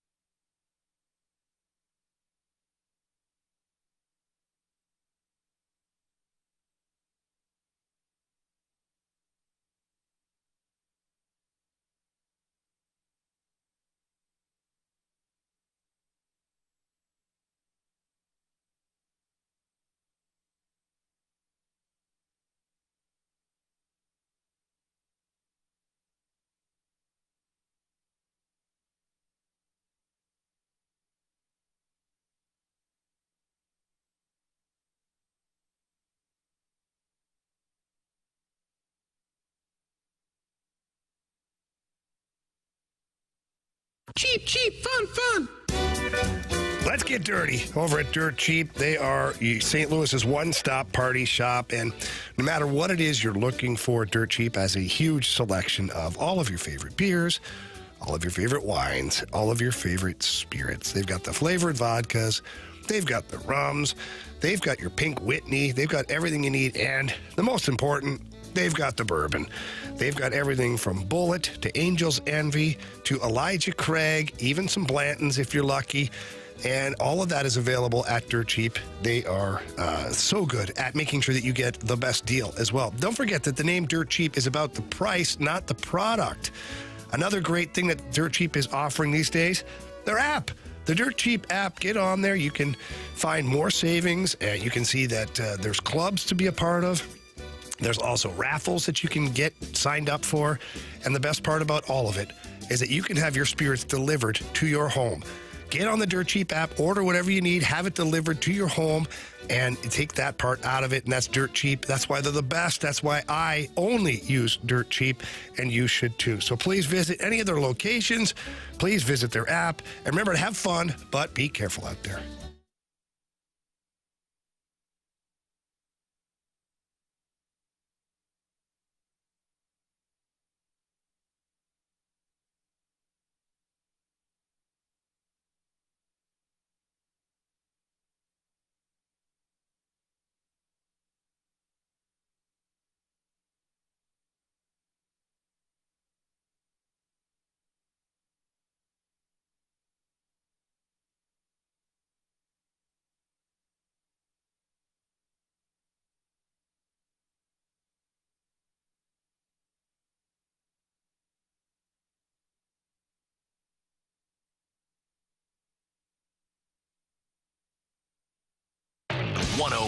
ESPN Sports Center. I'm Andrew Marsh. It's time for a Sports Center update brought to you by Saliga Heating and Cooling. The Cards defeat the Miami Marlins today in spring training, 11-10. Kyle Gibson got the start. 5 innings pitched, gave up 9 hits, 8 runs. 5 of those were earned. Gave up 1 walk, struck out 2 home runs given up from Kyle Gibson. We talked about Blake Snell earlier today, 2-year, $62 million contract with the San Francisco Giants. If you missed that conversation, go to 101ESPN.com or check out the free 101 mobile app. Just head to the podcast page. You'll find all of our full shows there and interviews. And it's all brought to you by Dobbs Tire and Auto Centers. The Blues take on the Avalanche tonight. Pregame starts at 6. Puck drop is at 7. And we'll talk with Joe Vitale later in the 5 o'clock hour. Once again, Blues Avs tonight right here on 101 ESPN. I'm Andrew Marsh, and the Sports Center update is brought to you by Saliga Heating and Cooling, independent American Standard heating and air conditioning dealer.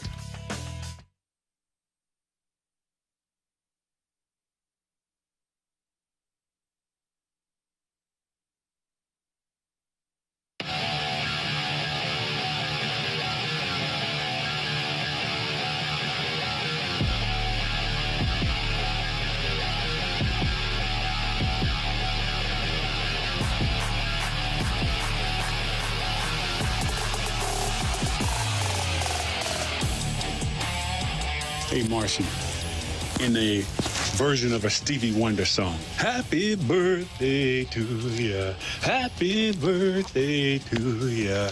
Happy birthday to ya. Happy birthday to ya. Happy birthday. Okay, I love a couple things I love about that. 1, that's super creative. 2, you can tell he got out of the vehicle. Exactly. And didn't break stride. Multitasking. He's like undoing the door. Happy birthday. You hear the cars whizzing by. Happy birthday. Stayed in character. That was awesome. Thank you, Lamarck, for the mic drop. Jamie, Dan, Marshy with you. By the way, the Cardinals lineup is out for tonight. We'll give you that very quickly, and then we'll get to another mic drop. Mason Wynn at short. He'll lead off. Jordan Walker in right, batting second. Alec Burleson is in left, playing left field. Ivan Herrera back clean up the catcher. Thomas Ajayci is at second. Cesar Prieto at third. Lucan Baker, the DH. Alfonso Rivas at first base. And Michael Ciani in center. That's the defense and lineup behind Lance Lynn, one of his final tune-ups before spring training is through. Let's hear from Chuck on 101 ESPN. Because our starting staff, the way it sits right now, minus a Chuck here. Hey, Chuck. This Cardinal season, I just hope is decent. I'm not even shooting for great, just decent. But the roster moves are simple. You play the best offensive Dramatic pauses. lineup you Big can time. because you need 10 runs a ball game. Because our starting staff, the way it sits right now, minus a Sonny Gray, you need as many runs as you can get. Go Cardinals. I think offensively, thank you, Chuck. The dramatic pauses, too, for add to He had the me hanging effect. on every Oh, he one. sure did. Yep. Sure did. I think they're going to score more than they did last year. They were 19th in baseball, but I do like their lineup. Again, shouldn't be that hard. But don't you think Arenado is better? Yes. Goldie's better. Yeah. You didn't get a lot out of shortstop last year. What you get out of Mason Wynn, you'll take. Walker in his second year, better. Got to be. Nolan Gorman hits you 30. Yes. I mean, Contreras settles in at catcher, should be better. Uh-huh. Left field, you got Burleson, who can hit. He can flat out hit, man. He can flat out hit. He can't play in left field for me. Got to play him there, though. No. Well, what do you do on opening day? Anything but that. You're not going to put him in left field. No. You're going to take his bat out of the lineup. No, he's going to DH for me. I got Gorman at second base to start. Brendan Donovan? Left field. Not with that arm, not yet. I know they're going to have to do in the field it already. I know they're going to do it at times. Here's how you do it: you let Burleson play 5 innings. Can you put both of them out there? Now, No. hear me out. Okay, it's a concept. Ollie goes to the umpire and says, "Listen, here's the deal. They're both going to go out there, but only Brendan Donovan will play defense, and then only Alec Burleson will bat. So it's 2 players, but they're only doing one thing each. Yeah, ain't going to work. I don't think that. What if the other team agrees to it? Technically, I think you can do that, but your pitcher would have to bat, right? Well, you can also, if you wanted to put 4 outfielders, technically, if you wanted to bring in an outfielder to play, so like what happens sometimes is that you need to get an out with the game on the line, runner at third, and you load the bases up, and you bring in an outfielder to play the infield. That's happened before. Yeah. Where you That's not what I'm talking about. I know what you're talking about. And It the ain't gonna Cardinals happen. have put infielders in the outfield. Oh, they do it all the time, Yeah. Andrew. In fact, they're waiting for one of their best infielders to come back and play center field. Yeah. They actually have done, back in the Whitey days, like he'd put Todd Worrell on the mound to get an out, bring in a guy to face a lefty, put him in the outfield, then bring him back in to pitch. What? See, I miss that type of baseball. Like, you can't do that now with the new rules. You couldn't get away with that. What pitcher are you putting in the outfield right now? They use Lance Lynn? Well, no, even back then, you were just hopeful. You're praying to God, please don't hit the ball to this guy. I have put Miles Michaelis out there. I think Miles would be fine. They shag balls all the time. Well said. Yeah, thank you. Let's go to another mic drop because I'm not sticking with that. Yeah, This is John. Well said again. How about John? John, what do you got? I never wanted Blake Snell. He walks too many. He doesn't pitch enough innings.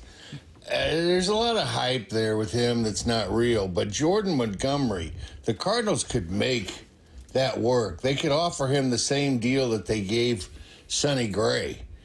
Pay him $10 million this year. Pay him $25 million the second year. And hey, guess what happens in the second year? Lynn and Gibson come off.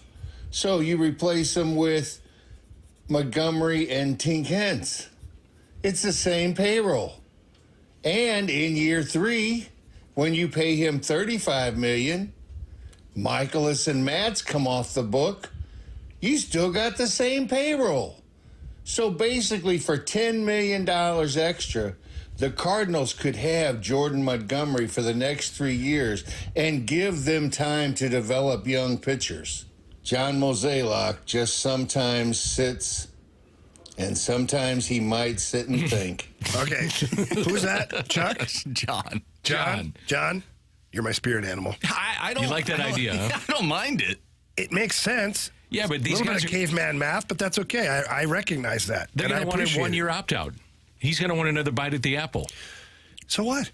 So you can give him that contract, but he's going to opt out of it after 1 year, so then it wouldn't work. But you still have him for this year? You have him for this year. But he's talking about replacing spots next year, too. Yeah. So now you're going to have internal options for that, Dan. Internal options, as you like to see. You like to speak about those guys. I love when Mo talks about internal options that don't exist. You don't think Zach Thompson's an internal option? Well, I think he is. Okay. Well, there's one. Ish. Because you still haven't had a full season with him as part of the rotation. But at some point, he's going to have to do it. Yeah. So I'm fine with that. All right. But everything else is a little sketchy. Let's see. 618. If we only had one exciting center fielder to take over, I get it. You want Scott. Everybody wants Scott. You want Scott? Yeah. Victor? Sure. To start the season? I don't know. I don't know if you need him to.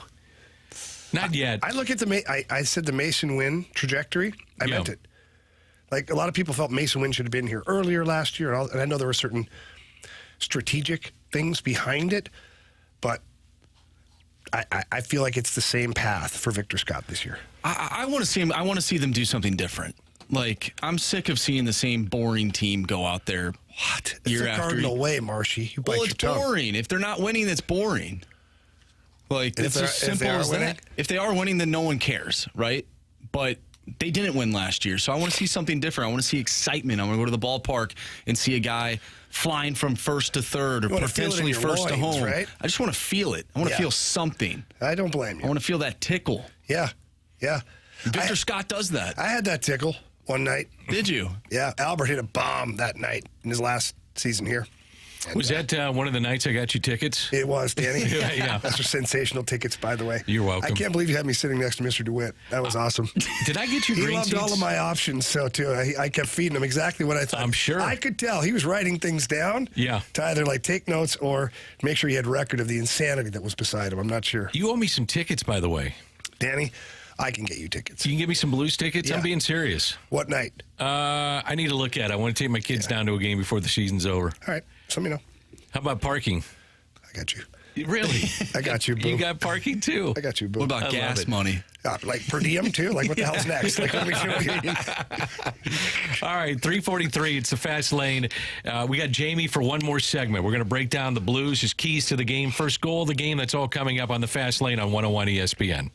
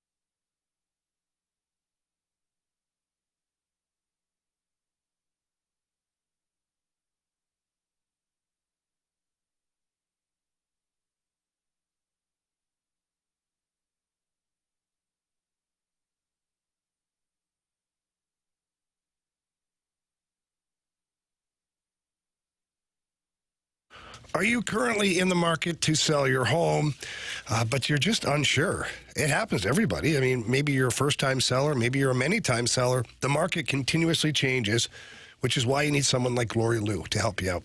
She's going to help you figure out the sales price of your home and the right time to list it, and all of the questions that you have, she's going to answer those for you. And again, that's Gloria Liu with Your Home Sold Guaranteed Realty, and she's got some great options for you, too. My favorite is guaranteed sales. All that means is that Gloria sits down with the seller, they agree upon the sales price, and then Gloria sells your home for that price, or she buys it herself, and she puts all of that in handwriting, too. And the reason she's so confident is because she's got the buyers, thousands in her database that will drive more traffic to your listing. Certainly a lot more offers, more money in your pocket, going to get you to the closing table, all of that stuff. And all you have to do is call Gloria Liu at 314-325-6888. That's 314-325-6888. Or you can visit GloriaHasTheBuyers.com. Conditions do apply. Gloria and the seller must agree upon the sales price as well as the possession date.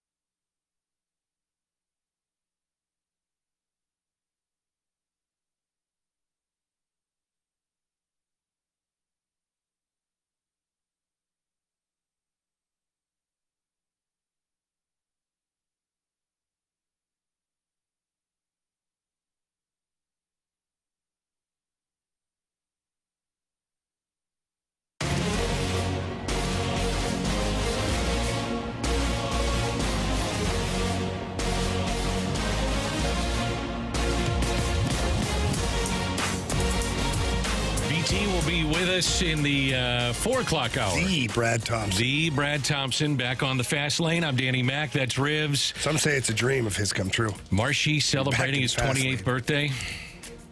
It's a dream of mine to have him. Me too. I barely worked with the guy. Who, Brad? Yeah.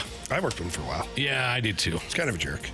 He just comes in with a bad attitude all the time. He's never happy, never so energetic. hot-headed, like, my goodness. Yeah, you can't throw him anything. Guy doesn't laugh very much, Never.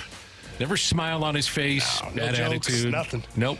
We got BT 4 to 6, Gauntlet coming up, but we're going to go into Jamie's keys to the game and the first goal of the game. Blues and Avalanche at 6 tonight on 101 ESPN. Well, I got a couple of keys to this game. The biggest key is Jordan Binnington playing well tonight. I mean, that's the bottom line. If Jordan Binnington plays well, you have a chance to win. Now, to break it down further than that, not such a blanket statement, the puck management at the blue lines. If you turn the puck over at either blue line against this team, you're screwed. They are going to create instant offense against you, and they're going to make you pay for your mistakes. So you got to make sure that puck gets out, puck gets in, if you don't have a better play. And that's the biggest thing. It doesn't mean it's automatic. It's not a dump and chase team. No, you take what's given to you. If they surrender the lines, then you go and you attack with the puck control. But if they don't surrender the lines and you don't have a better play, put the puck behind them. Make them turn and go get it. Cale Makar, make him turn all night long, like Lionel Richie used to say, all night long, and go get the puck, and you finish him every single time you can. All night, all night. Great tune. All night, all night. Fantastic tune. Oh, it's the best. Outrageous. Remember the American Music Awards? Yes. Fantastic. Great memories. But, puck management. Special teams are going to play a big part in this. Try to stay out of the box. The Blues are the least penalized team in the league, so hopefully that continues tonight. And then hopefully your power play does some damage for you as well. 3 power play goals last game. Power play's been very good for you recently. So for me, those are the keys to the game. It's interesting. We keep saying it's the biggest game of the year, and that was a month ago, and then it was the next biggest game of the year. Oh, yeah. Tonight, it's the biggest game of the year again, Jamie. It's the biggest game of this week. It is. Yep. You win this, then you got the next one. But it does do something, though, for this team. If you can win 5 in a row and do this against the Avalanche, that's a big deal. Yeah, that's a big deal. It is a massive deal, and it continues your streak, and it continues to put the pressure on the teams that are ahead of you to try and keep winning, too. I feel like that they just need to stay out of the box. I know they're one of the least penalized teams in the league, but the least. You cannot. Yeah, the least, Marshy. The least. You cannot give this Avalanche team an opportunity. Why do you say that, Andrew? Well, I don't know. They have one of the best players, or the best player. No, just one of the best players in the league on their Which team. one of them? That's right. Yeah, that's right. Nathan McKinnon. He's the one you're talking about? Okay. Well, yeah, I guess you have Cale Makar, or as the text line likes to call him, the cake maker. Yeah. He's one of the best defensemen. Also got a guy named Mikko Rantanen who's pretty good. He's pretty good. Yeah. Honestly, their whole team's pretty good. So you can't give them an extra opportunity to score 5-on-4. I agree. So, but we've seen a few times, though, that this team will take early penalties. They did against the Rangers. They did against the Islanders not too long ago. You know what? I don't like where you're headed with this. I'm just saying. I don't like your attitude at all. I have that BT attitude, as you guys were saying. No, I wouldn't say that. BT's attitude's not even as bad as what you're displaying right now. I don't like where you're at right now. You're willing them into failure right now. I don't like that. I'm just saying they need to be cautious. You heard it too, Dan. I did, but I was staring at your eyebrow. Which one? Your left eyebrow. Things have gotten so bad for you. You've been drinking so much Gatorade and tea that some of that splashed up and made a little bubble on your eyebrow. Oh, it did too. It did. I wasn't lying. No. I was just distracted I thought a bit. You were screwing with me. Sorry, man. That's okay. You've battled, though. If the Blues have any battle like you did today, they're going to win this game tonight, Jamie. Just fine. They're going to be just fine. Get the puck deep, greasy areas. Yeah. Get it deep, get greasy. Yeah. Play hard. 110. I think you're ready to go. First goal of the game, what do we got? Let's go, boys. We need you to score more goals. Get those loose pucks. Thomas to Kyrou. Score! Goal! No big deal. Game winner. Do I get to start? Sure, why not? Mm-hmm. Let me guess. Go ahead. Colton Parayko. Colton Parayko. I already wasn't wrote it down. sure if I wanted to do it, but I'm going with the big man again, Colton Parayko. He hasn't come in one time for me this year. Not one, but that changes tonight. Yeah. Okay. I'm going to go off the board a little bit here. I'm going to go Justin Falk. Really?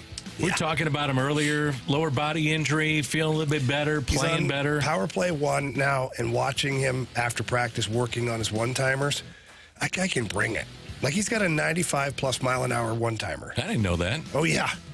Really? Yeah. So I think he's going to get a setup from Robert Thomas on one of their power plays, and he's going to drift it. Jake Neighbors taking away the goalie's eyes. Bingo, bango, bongo, towel man throwing out his shoulder at the same time. Marshy, what do you got? I think I'm going to go off the board, too. This guy just seems to be scoring goals when no one picks him. I'm going to go Alexei Toropchenko. Oh, the old Torpo. Old Torpo. I love watching that guy play. He's great. He's a hazard. He is. He's a hazard, like in the best possible way. Yes. He's 6'6", he skates as fast as anybody on the ice, and he slams into everything, blocks shots, face first, ass first, whatever it is. Yeah. Like, he's a hazard. 13 goals, too. I know. He's Didn't expect great that. guy, too. Great guy. All right, buddy, I'm going He to likes leave to you. cook. Does he really? Yeah. His passion talking to him, he's like, he loves to cook, like chef style. Like, gets totally into cooking. Did you get an invite? No, God, no. They know better. You turn that into a gong show. I'd be like, all right, I got you. I got you. Poor kid can play for a week. All right, buddy. So what do you got this tonight? You got the pregame. You got a little in-game action. You're going to be on the benches. Who do you like tonight? What are you predicting? Well, it's a tough game. You know, the Avalanche are one hell of a team. I don't like your attitude. No, I'm just being realistic, Andrew. You want my professional analysis here, or just want me to be the company man over here? You know, like the text line calls all of us a company man, paid by the Blues. No, I'm not actually, not yet. No, I think it's a tough game. For me, it comes down to the first period. If the Blues get out of the first period equal or better, so tied or better, they give themselves a chance to win this game. If they don't, it's going to be a tough battle. You hung tough today, buddy. Thanks, buddy. Good job. Hey, thank you. Thank you for helping out all week, by the way. You got it, man. You're a trooper. Happy to do it. That's Jamie Rivers. He'll be on the call tonight on the television side. We've got Blues hockey coming up at 6. The Gauntlet is next, and BT will join us in about 5 minutes or so. This is the Fast Lane on 101 ESPN.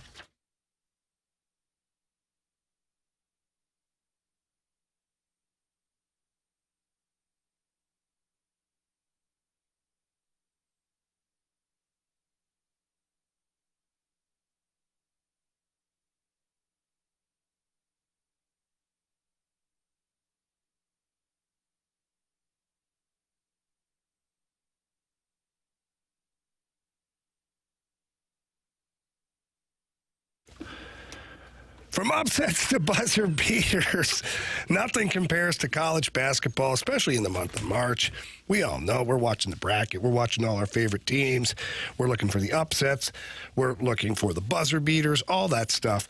Well, sometimes you're on the wrong end of some of those moments, but that's okay. That's why FanDuel is giving everyone a no-sweat bet from now until March 20th. And it also doesn't matter if you're new to FanDuel or you already have an account. You'll get bonus bets back if your bet doesn't win. You can even use your no-sweat bet on a college basketball parlay. Those are always fun. We talk about prop bets and pair them up together, rebounds, scoring, three-pointers, whatever it is. Match them up, and you have a great chance to win. So please download the FanDuel Sportsbook app if you don't already have it by going to FanDuel.com/fast. That's FanDuel.com/fast. Make every moment more with FanDuel, America's #1 sportsbook. 21 and older, present in Illinois. Refund issues non-withdrawable bonus bets. Expire 7 days after receipt. Max refund $5 unless otherwise specified. Restrictions apply. See terms at sportsbook.fanduel.com. Gambling problem? Call 1-800-GAMBLER.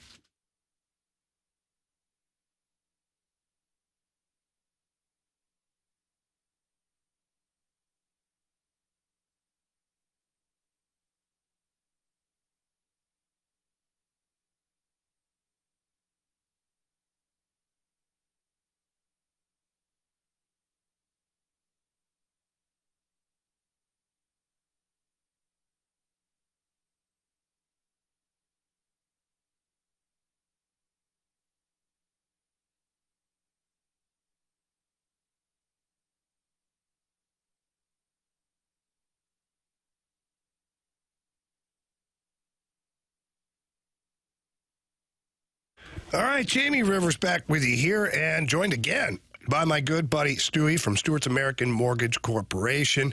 And Stewie, with springtime here, the beautiful weather, lots of people looking to purchase new homes, but you've got some great advice for them.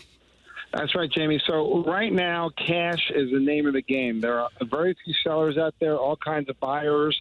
Sellers are looking for deals. They're looking for the best price, and they're looking for speed.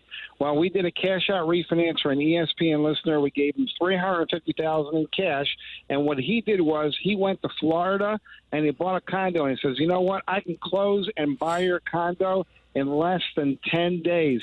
Seller said, 10 days? That's unheard of. Says, yeah, I got my guy Stewie in Missouri. He's going to give me the cash out. We closed them in 10 days. He got the cash, gave it, and got his condo in Naples. He's gone on vacation. And you know what, Jamie? He said you and I can come. Oh, I love that, Stewie. Absolutely love it.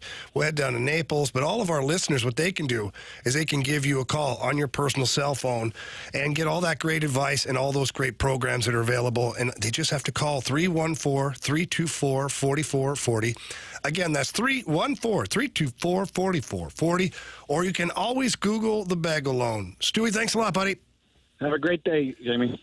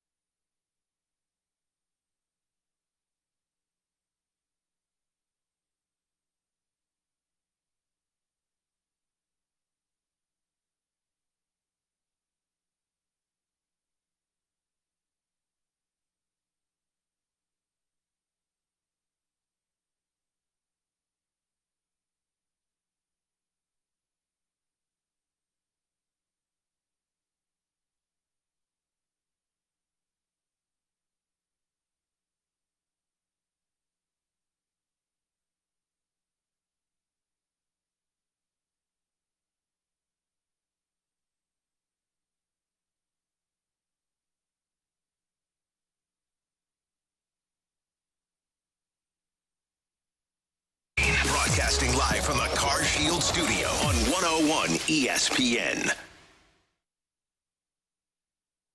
4 categories, 1 challenger. Can you master the Gauntlet? The Gauntlet is powered by Master, your hometown source for business communications for more than 30 years. Visit mastor.com.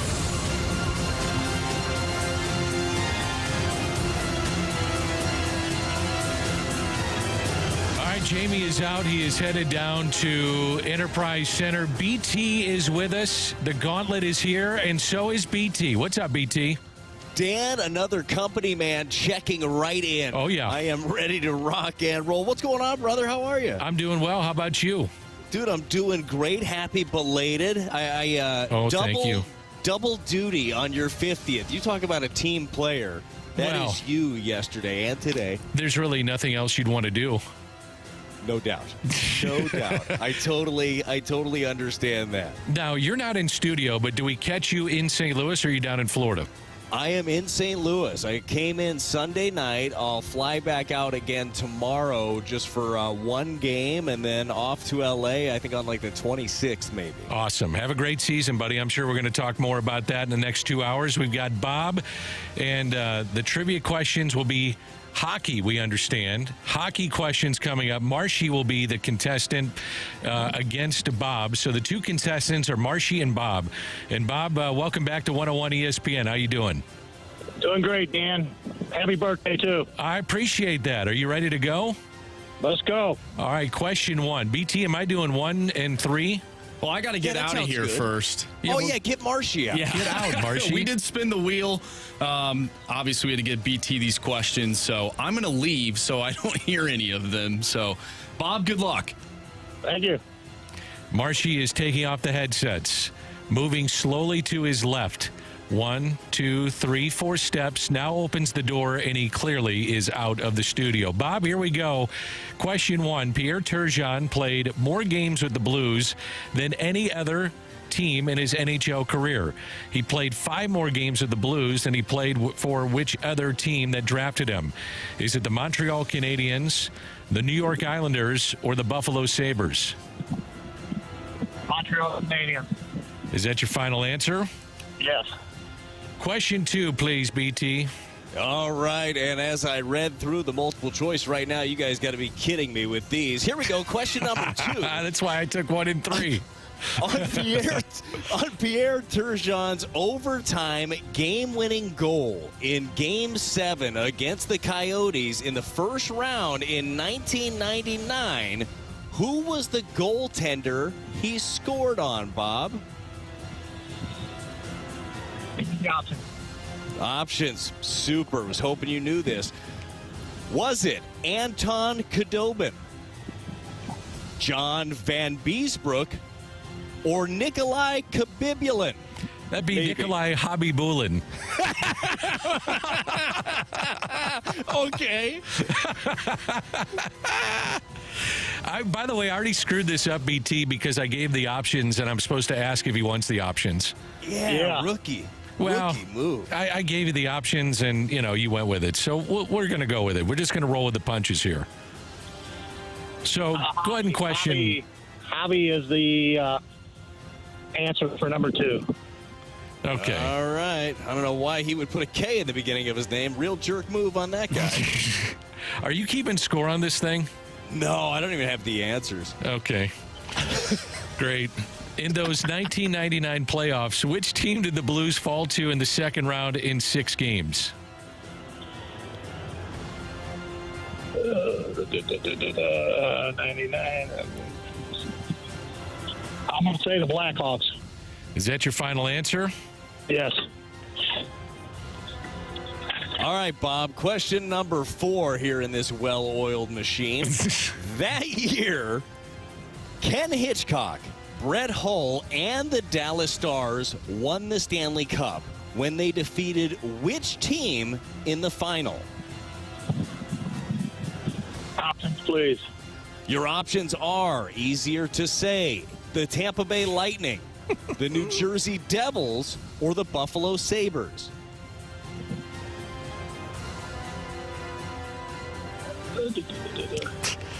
Kaboom! Tampa Bay.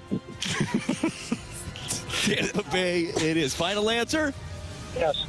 All right, Bob. Perfect. All right, let's bring in Marshy. Golly, what names they threw out. Now, I'm not going to say any of them because Marshy's on his way back into the studio, but my goodness. Like, those were my nightmares all the time, Dan, when we were talking about hockey. I would just come up with a nickname. But, I mean, good luck with a nickname with that last name. Stop it. Yeah, Marshy, it's hockey. Are you ready? Yeah, I'm ready to go. What's so funny? Don't worry about it. Just play the game. All right. Do I need to pack a lunch pail? Yeah. Okay. Yeah, you bet you do. All right, question 1. Pierre Turgeon played more games with the Blues than any other team in his NHL career. He played 5 more games with the Blues than he played for which other team that drafted him? Oh, wow. I'm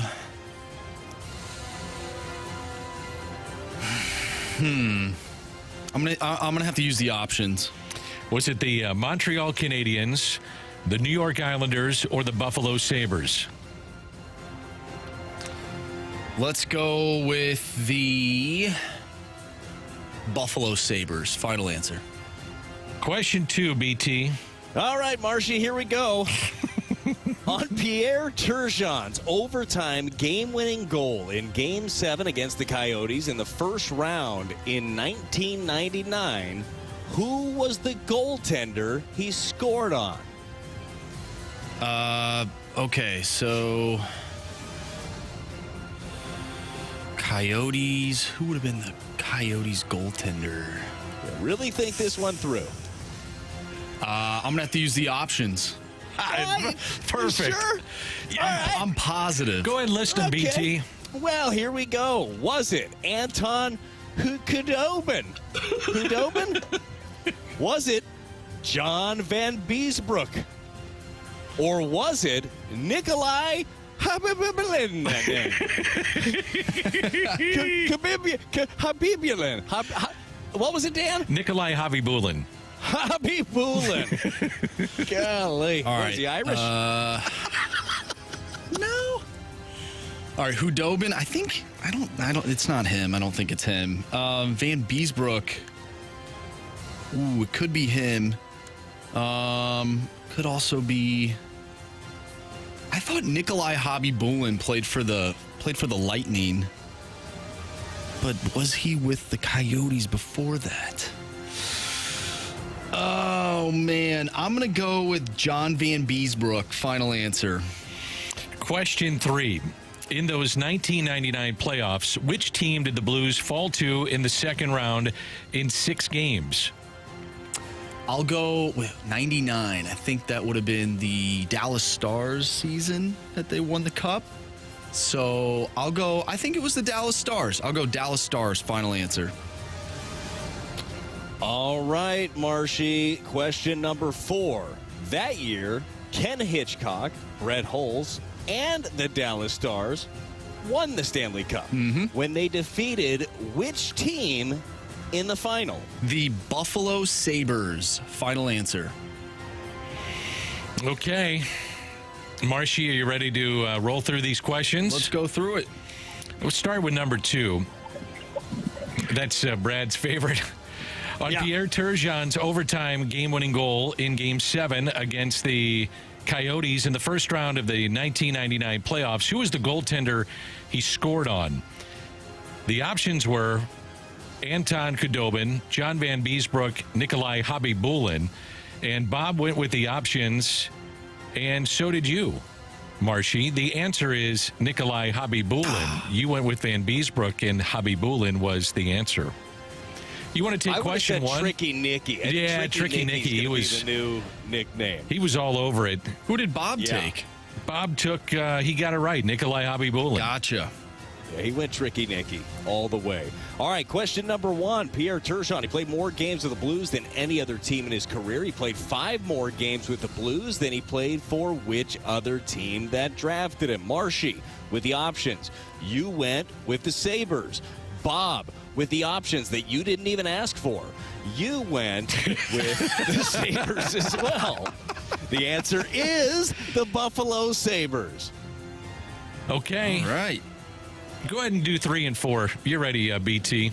We were mixing around things here in the studio, you know. Did Bob need the options? Well, don't know. Didn't give him a chance. Here's what happened. I'm used to what happens in the morning where I have to read the options. Right. I didn't even ask him if he wanted the options, so I just gave them to him because I'm a nice guy.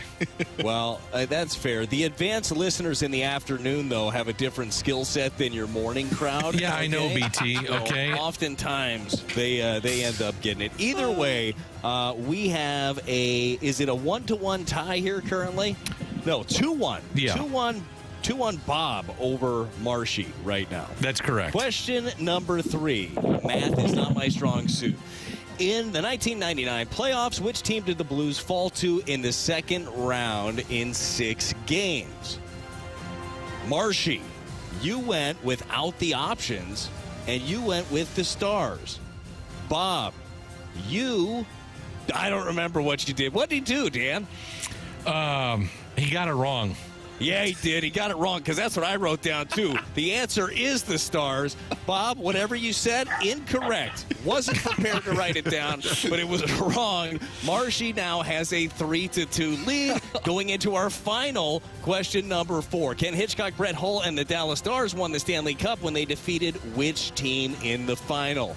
Marshy Marsh went no options. Went the Sabres.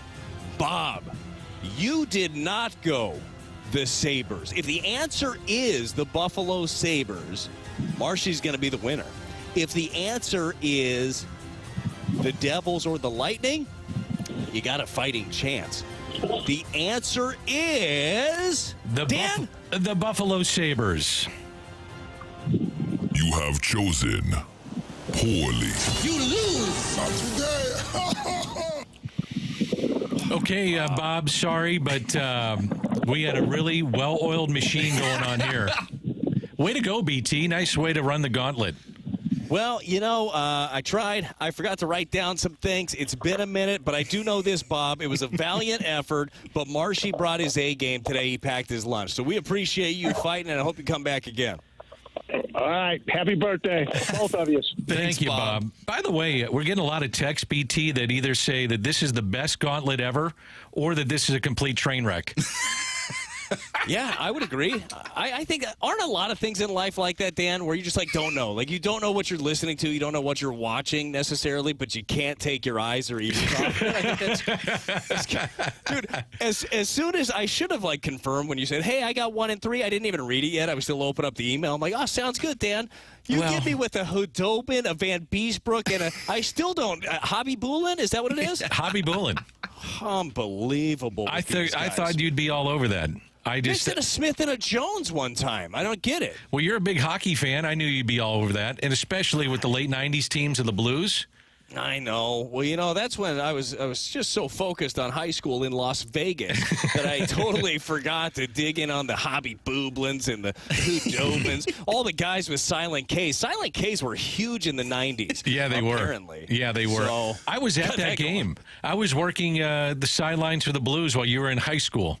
That's how old I am now. Yeah, I was working that game. I had to beg Joe Quenneville to come out and do an interview with me, and he said, no problem, Danny, whatever you need.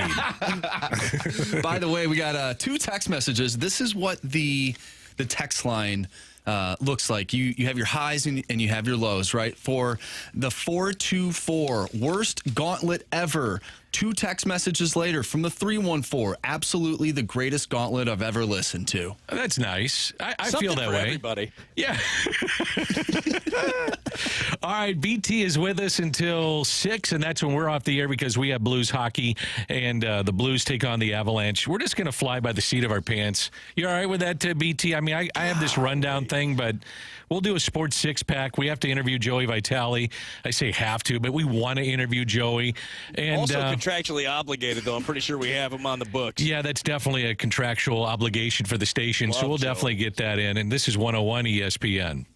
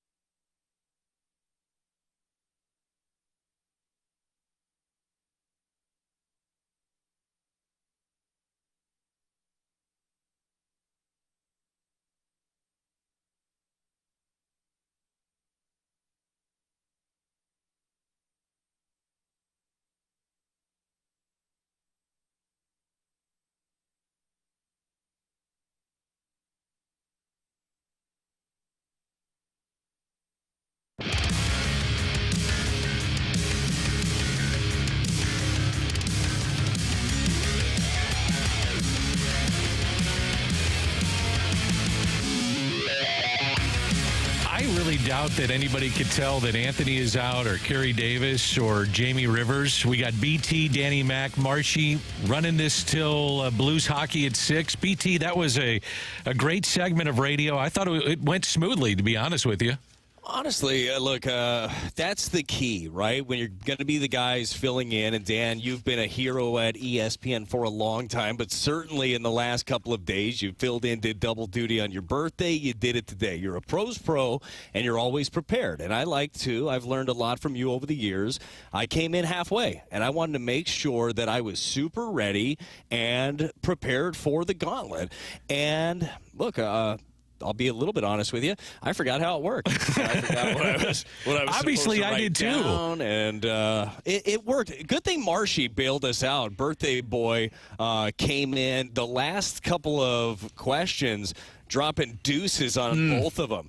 Got two twos. Kept that going right into the break too. Just staying consistent. It was huge. It was. So look. It was a clean cut on the on the gauntlet, so it's a win for all of us, right? I thought it was good. Marshy, did you have to go to the bathroom? Is that where you went? I went to ask you a question. You weren't there, and we were trying to figure out what to do in the next segment. Yeah, I had to go down the hallway, Dan. I stopped in, went through a door, and went through another door, and had to take never mind. That was just a fun gauntlet, and it was a good just a good showing by you two. Yeah. All right, BT. On your birthday, okay? And I'm glad that you're feeling lighter. Thank you. Yeah, there was a lot of stress. I mean, those were tough questions. No doubt. Don't want to stress yourself out. Might push something else out. You'll be fine. How about those Cardinals, BT? How about them? Yeah. 11-10 winners today, Dan. Oh, yeah. 11-10. And those Grapefruit League games, those are ones to really keep an eye on. Is that right? Did you watch it at all? I mean, at times. No, I didn't see any of it. I know they scored a 7-piece McNugget in the second inning, though. I like that. I miss working with you, buddy. There's little things that you say that just make me laugh. And you've made me laugh a lot already. So I miss you. I miss you too. That's how this is supposed to be. But you were going to segue into something important. Like you had like a setup there. You're like, how about those Cardinals? Like, what was the next step going to be? What about Kyle Gibson? He wasn't sharp in that game today. He's been struggling a little bit. 5 innings, 9 hits, 8 runs, couple of ding-dongs he gave up. What have you thought of Kyle Gibson so far? Yeah, my thing is with Kyle, and honestly I feel the same way about all of the veteran pitchers. I will give those guys all the leeway in the world, and the regular season is where they're judged. These guys know how to get their work in. These guys know what they are working on oftentimes. And Dan, you know this, being around, you're privy to a lot more things before an outing. It's like, hey, I'm going to throw my slider a lot more. I'm really going to work on this, or in whatever count, I'm going to try to land the changeup. So there's so many different things. The big key for me with Kyle Gibson is in the 5 innings of work, how did he feel and how does he bounce back? That's all I truly care about when it comes to a veteran. Now that changes when the regular season hits. That definitely changes, but I don't care what the numbers look like. I care, is he ready for his first start of the season? That's what I worry about with anybody. So with Sonny Gray, that leads me to him, and it'll have a trickle-down effect with this club in terms of, what you do potentially at the back end of your rotation. Does Sonny Gray... does he wind up making a start maybe on the first road trip, or do you think they are very cautious with him and push him back? Dude, it really is. It's touch and go. I mean, kind of like Marshy last segment. It's one of those scenarios where you're really playing it. You're playing it day to day of how he bounces back from every step. So as you guys know, and I know you talked about a couple of days ago over the weekend, he threw to batters, but the batters weren't swinging. They didn't want to anything ground ball up the middle, didn't want him reacting to it, just wanted him to see batters in there and wanted a couple of guys to get live reps off of him anyhow. And then I believe it is on Thursday, he is set to actually face hitters in the backfield and see how he reacts to that one. So they will be running him through normal progressions. If a ball's hit, he's going to react. But they're just seeing every step along the way how that hamstring reacts. And I do think that the way way that they're doing it, Dan, of having him do these things in controlled environments, that's incredibly smart. You don't just have a guy that had a little hamstring tweak and throw him right back out into a ball game and say, yeah, go get him, and then the first team just drops like 3 bunts on you because they're going to test you out. You know how teams are, bunch of jerks out there. But I think they're doing it right. So fingers crossed. I still believe that there's a good chance that he makes a start on the on that first road trip. But I also know this: they won't push him. They're not going to push him past his length or his limit. You sound great, BT. I got to be honest. It's the best you sound in the show. Go ahead and give us a little mic, just a mic check. BT, are you with us? Mic check it. I think he's trying to reset here. Oh, there you are. Hey, I'm back. Did you get all the stuff that I was talking about there? Yeah, most of it. Time to move on anyway. Well-oiled machine. I think we're off to a hell of a start. I really do, too. 27 minutes in. The Gauntlet was solid. I thought that segment was pretty solid. I'm not even done yet asking you a question. If I can ask you a question before we go to another break. Yeah. And then we have the sports six-pack. All right. Marshy. Zach Thompson, Matthew Liberatore. If you had to make a start right now, and let's say that Sonny Gray is out. So which one of those two guys would potentially get that start?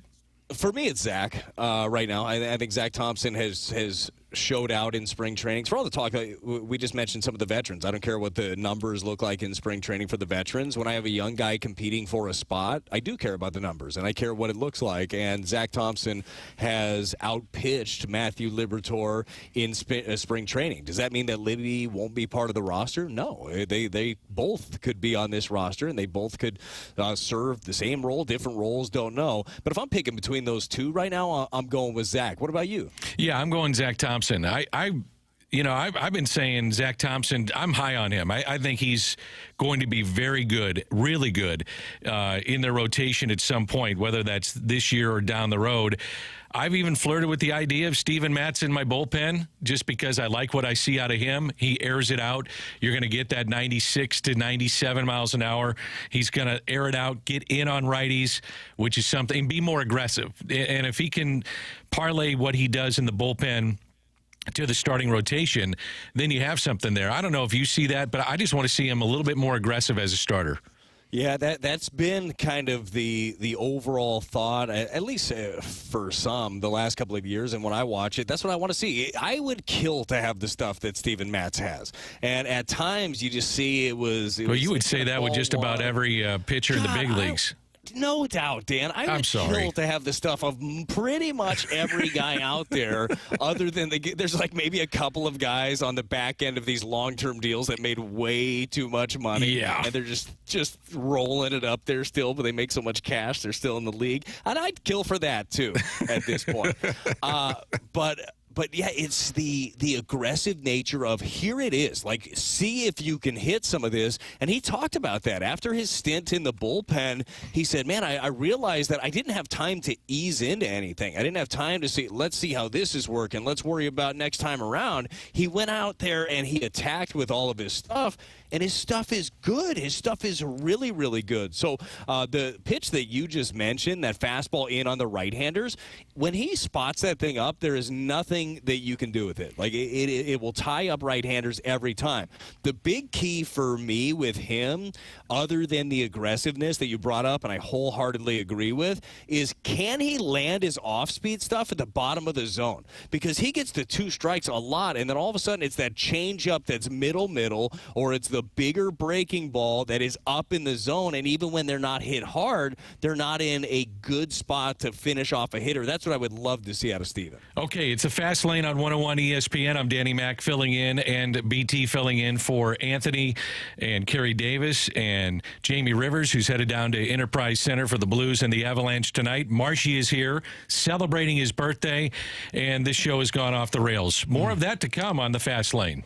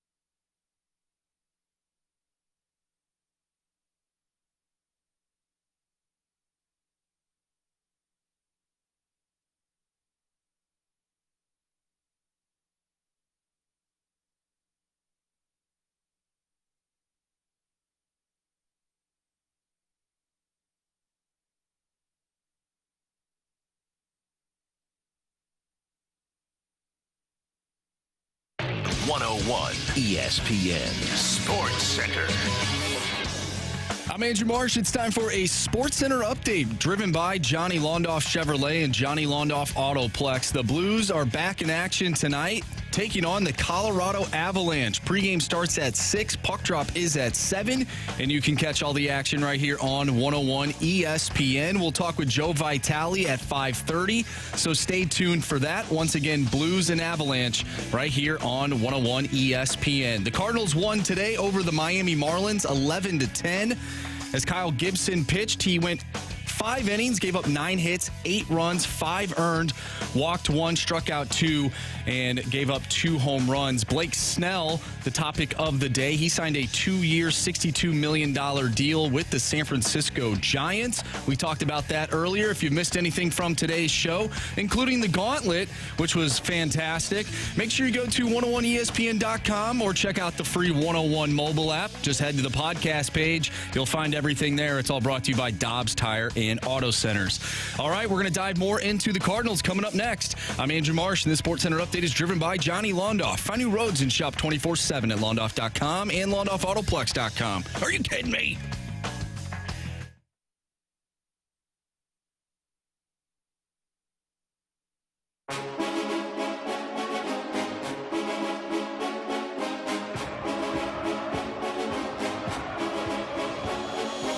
BT, Danny Mack, and Marshy filling in for Anthony and Carey Davis, as well as Jamie Rivers, who's headed down for the Blues game. Blues and Avalanche pregame on 101 at 6.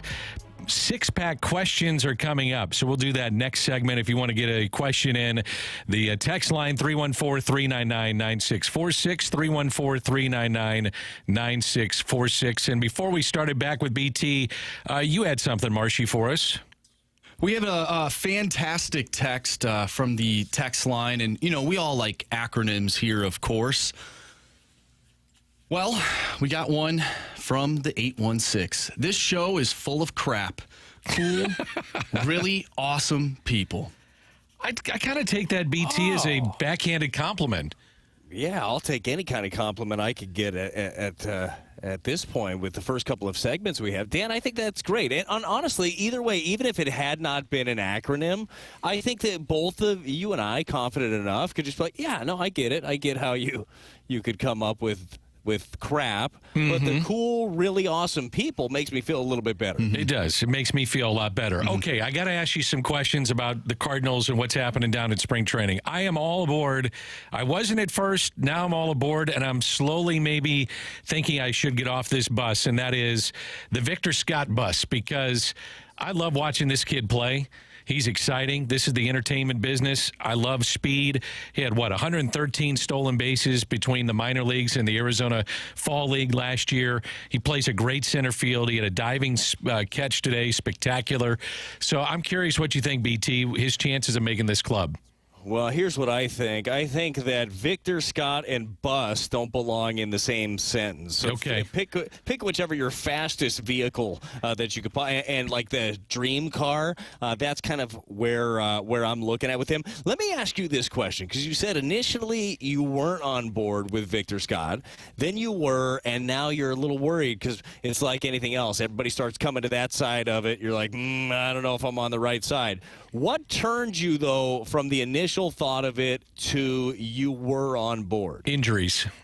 When I heard, Tommy Edman is not going to be available for opening day, the fact that Brendan Donovan can play left but may do it with a compromised arm.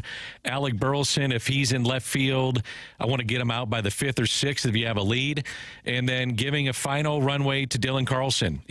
I say final. I would say giving him some runway to run with the job, at least initially, and to see what he's got. So those are just some of the reasons that I was thinking. Yeah, no, and I think that those are all very fair, and then a lot like you. And I came into spring training really wanting to see the skill set of Victor Scott because, look, I had seen minor league highlights. I had the great opportunity on the Cardinal Caravan to be with him, get to know him a lot more, and just love the kid. Like, anytime you get a chance to talk to him, you come away very impressed with Victor Scott II. But then I got to watch him play in these games, and he is holding his own.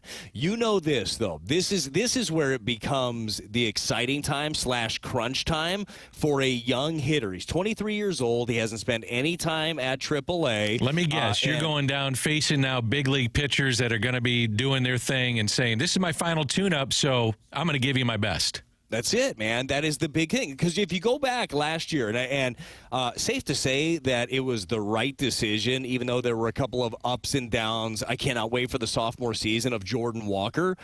Look what Jordan did down the stretch against big league dudes. He struggled down the stretch of spring training. He had just built up so many good numbers throughout the rest of spring that it was easy to do it, and the organization wanted him to be a part of it anyhow, wanted to end up getting those reps for him, and again, worked out very well. I'm interested to see, though, with Vic, what it looks like in the next couple of weeks. But here's the difference. Well, there's a lot of differences, right, between Victor Scott II and Jordan Walker. Vic, he knows what he is as a hitter. He's not out there trying to hunt for power, and nobody's in his ear like, hey, you need to elevate the ball more, and you need to do this. There's none of that. He's trying to put the ball in play, and he's off to the races. So you look at him last year, he hit .303, not a ton of pop, right? 9 home runs, but he hit 10 doubles. He had 9 triples on the season, and then the 94 bags in regular season, plus the ones you mentioned, Dan, in the Arizona Fall League. That skill set will play. So if I don't have an office, I don't have a big job where I make big decisions, but if I did, I would have him opening day in center field. Like, that's what I would do in a big outfield in L.A. with a pitching staff that still, as much as we've preached swing and miss, Dan, they still as a staff starters for sure. Yeah, they pitch to contact, right? I want somebody to run everything down, and then you've got some options in left field. You mentioned Brendan Donovan. Great option. Like, if you have a right-handed starter, for me, it's probably going to be Donovan starting in left field. Left-handed starter, I'll start Carlson out there with the splits the way that they look. But, man, I just want to see it. So here's the question, because I think that we're both kind of on that train, even though, or bullet train we'll go with. I just said you can't pick something slow, and then I pick something slow. The question is, when the group does get healthy, other than the service time, which I don't think the organization is worried about the service time at all when it comes to Victor Scott. I think that they're worried about, okay, Edmund's back, Newt is back, now what do we do? What if he is playing a great center field for you and everyone is healthy, Dan? What do you do then? Well, that's why I think that they wait. And that's part of what I was saying with the injuries. I think they can skate by it here in the early portions of the season. I've looked at it this way, that if you come out of the gates, meaning like the first month or so, and you're not playing well and you need a jolt, then bring him up. And he brings excitement to your team. He brings a different element of the speed to your team. And that's why I'm a little bit of hesitant just to pump the brakes a little bit. But I'm also like, the hell with that idea. Let's go. Let's see this kid play, and let's see what he can do. I wonder about the comp here in spring training going back to a year ago. More like Mason Wynn. And I say that just because there's a lot of excitement. You've heard so much about him. He's playing well in spring training. And then the idea was he needs more seasoning in the minor leagues. And then, a couple months in, you take a look at where you're at, or All-Star break, and bring up Mason Wynn. And I haven't heard a lot about Mason Wynn so far in this spring training. I haven't heard a lot about Walker. Give me the two kind of on the rundown there before we head to a break. So Wynn and Walker, I think that Wynn, we'll start with him. I think that he's still learning learning what he is at the big league level offensively. I was talking to Turner Ward about him probably about a week and a half, 2 weeks ago, and said, man, the kid is just so supremely talented. Now it's just trusting in an approach. I think that he gets a little antsy up there and wants to do a little bit more. He wants to tap into some more of that power that he has. But he's going to be just fine, and he's going to be in a lineup Dan, where it's not like they're looking at him to be an impact player. They're not going to say, hey, go out there and Mason Wynn's going to end up carrying us. That's not really, well, it's not the case at all for him. So spring has been quiet for him offensively. He's had like 3 doubles. I don't believe he's hit a home run yet, unless he got one today in the 11-run affair that I did not get a chance to watch. But he's going to be fine. I know it's bad. I'm going to go. You know me. I'm going to watch the tape right after this. No doubt. So I'm ready. Maybe that's what I'll watch on my flight tomorrow with the connection that fingers crossed I make. I think that'll be great. But he's going to be fine. Like they know what to ask out of him. And with Walker, we're just going to keep seeing him grow. Like Walker we saw him. He led the team in average last year. He has power. He's still trying to figure out how to tap into that more and more. But even though some of like the numbers aren't gaudy for him in spring training, and Dan, you know this after you've been watching baseball your entire life. The way that he's taking some of his at-bats, some of the pitches that he's taking, the way that he looks when he does not pull the trigger on the swing is telling me that he is recognizing stuff more and more and that he's got a better feel of what he wants to do. That's BT. I'm Danny Mac. Marshy with us as well, celebrating his birthday. This is the Fast Lane on 101 ESPN. Anthony on vacation. We hope to have Carey Davis back tomorrow. He and Rivs are battling a little sickness. Jamie is headed down for the Blues game tonight, the television side, and we've got Blues hockey coming up at 6 o'clock tonight. It is the Sports Six-Pack coming up. Get a question in, 314-399-9646. It's the Fast Lane on 101 ESPN.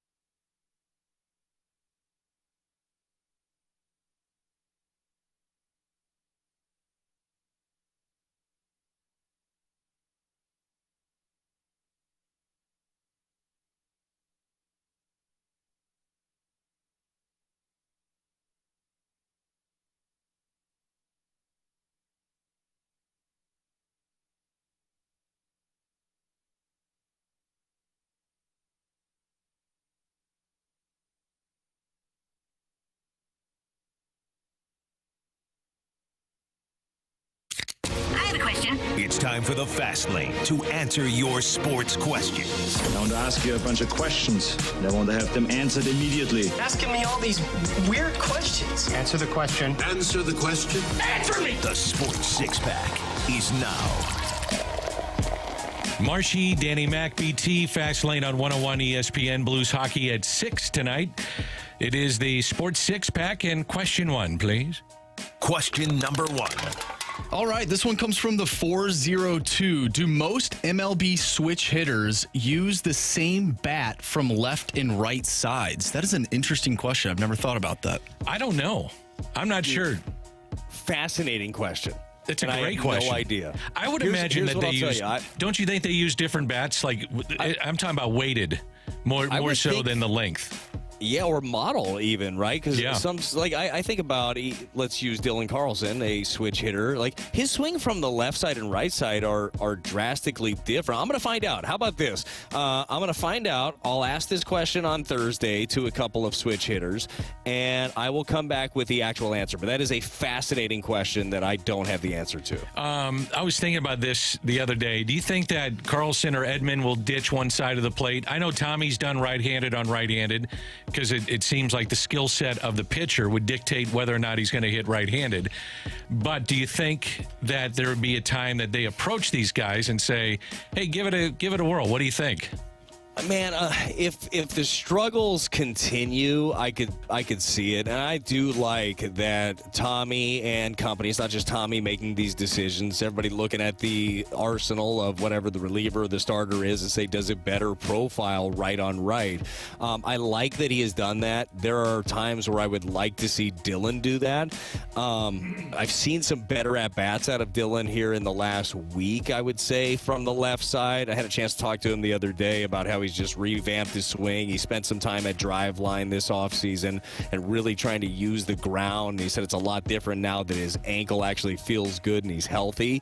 But we have a pretty good amount of games under his belt where he has struggled against right-handed pitching, and unfortunately most of the league is right-handed, so he's going to need to make some changes, but I don't think that we'll see it soon with Dylan. I think it's 70% of the pitchers in Major League Baseball are right-handed. I think that number is right, which is an incredible amount of right-handers. Let's go to question 2, please. Question number 2. From the 314, are we getting close to robot strike zones in Major League Baseball? Seems like the Cardinals are always at the short end of inconsistent zones. BT, I think we're closer than people want, and I think we're closer than people think. I mean, they're already using that at AAA. I saw one of the highlights I saw, and the umpire and the batter, like the umpire just shrugged his shoulders like, I can't do anything about it, sorry. But the ball bounced in front of the plate, wound up taking a one-hopper directly to the center of the catcher's mitt, and the batter looked back at him like, come on, man, you can't. He just goes, it was like Naked Gun, and he goes, strike? Yeah! And they all just started shaking their heads, and there was nothing else he could do. But getting back to the automated strike zone, I think it's going to be here sooner rather than later. Yeah, so that is the problem, though, what you're talking about. Once you do that, you truly are opening up Pandora's box. Think about how much time and effort and technology goes into shaping pitches right now. And everybody knows how their stuff spins, where it drops, what the rates are. If you start doing that at the big league level, and then guys can start dropping in these ungodly breaking balls that drop on the ground and they're strikes, then they're going to do it. And you're going to see a lot of that. I think that it'll lead to some unintended consequences. One could be longer ball games while everybody is hunting those pitches at the bottom of the zone that end up being balls and spiking some. Maybe some could be injuries, trying to manipulate and getting new pitches.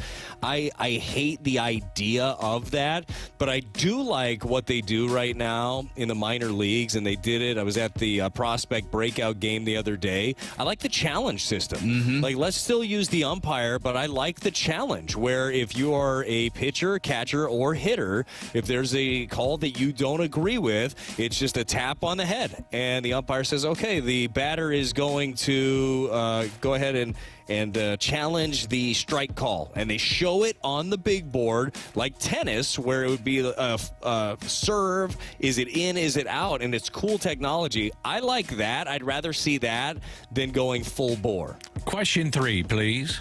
Question number 3. From the 661, with Mo being in a giving mood, if he's going to give out another extension, who would you want him to give it to? I really thought that they would have a player extension by now, and the one that I thought would get it would be Paul Goldschmidt. I thought that it just makes sense. He lives here full time. He wants to finish his career as a Cardinal. 2 more years, BT, he might be in the Hall of Fame. He's really close. If you look at WAR for first baseman, he is just slightly below the average for Hall of Famers at first base for WAR. He's really close, and I think if he played 2 more years, he'd get in, and he wants to play 2 more years. If he does, he'd do it here in St. Louis.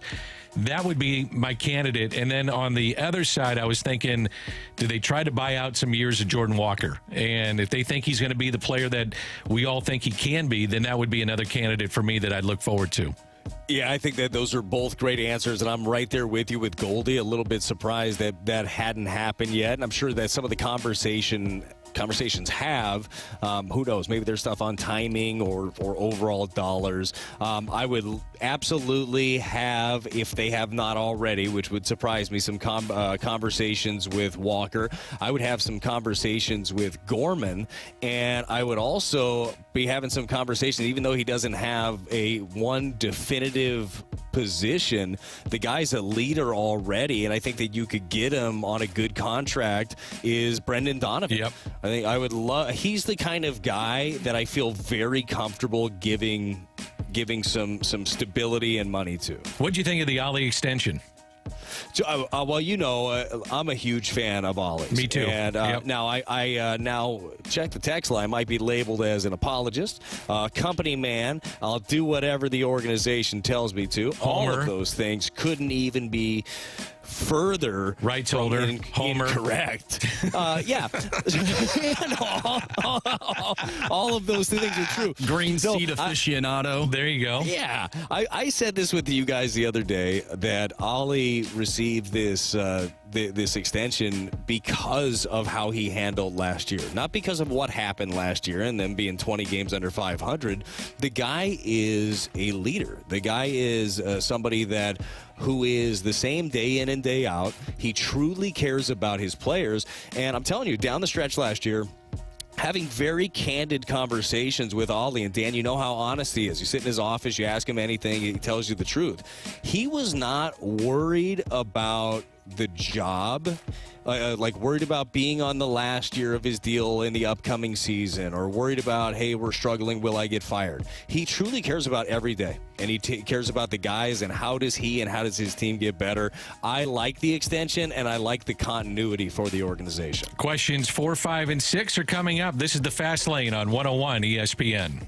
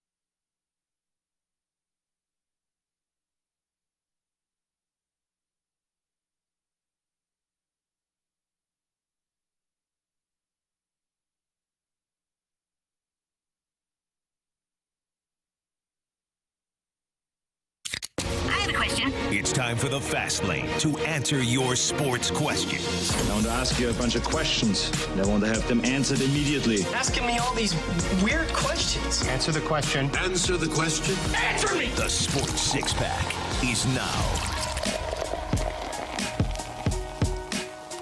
We keep it rolling on 101 ESPN, the Fast Lane. BT is with us. I'm Danny Mack. We've got Marshy because Anthony's on vacation. Carey Davis under the weather. Jamie Rivers headed down to the Blues game. Blues hockey coming up at 6 tonight. And the Sports Six-Pack rolls on with question number 4. Question number 4. From the 314, whose young core do you think has a brighter future? Is it the Cardinals or is it the Blues? Oh, that's a good question. Well, Dan, here, I'll take the Cardinals. You break down the Blues young core. No. I think we start with Hobby Boo. How did you say Hobby Boolin? Kabibulin.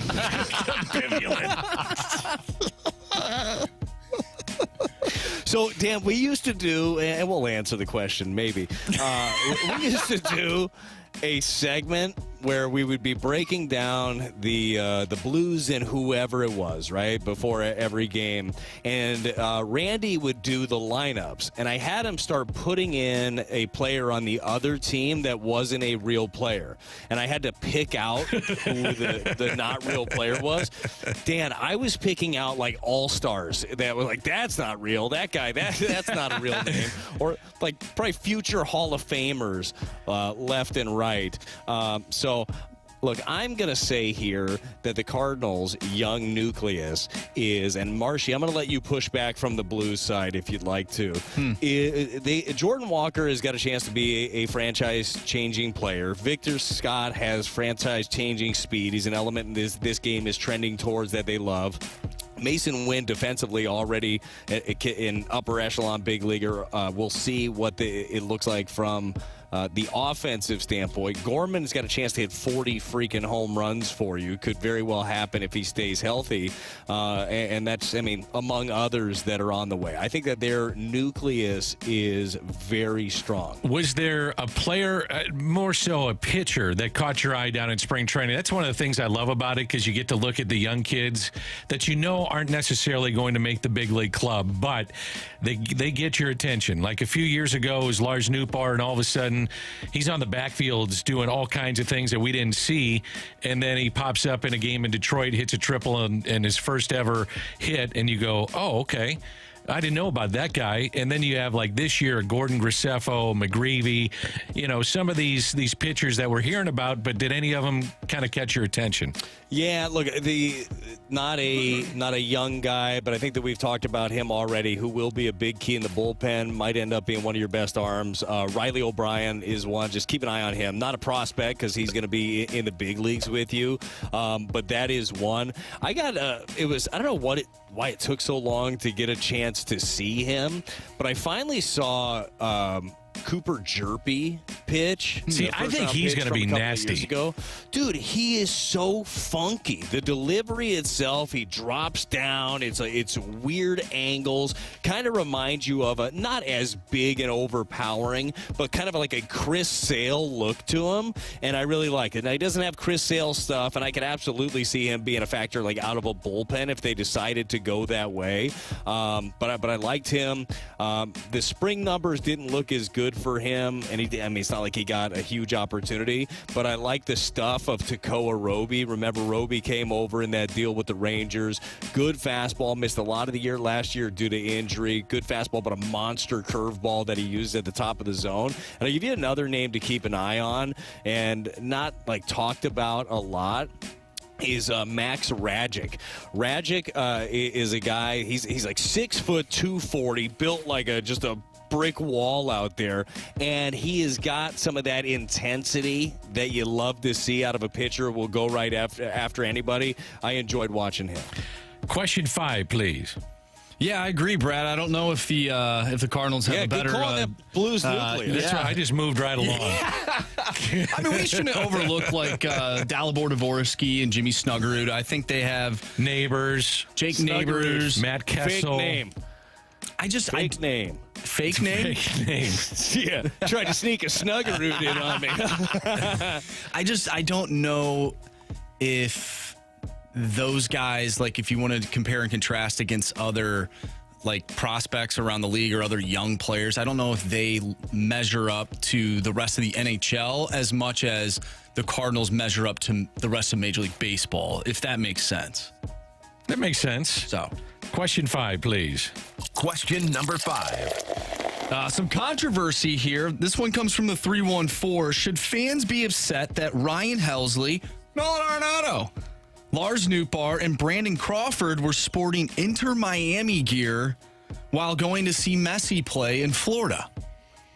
What do you think, BT?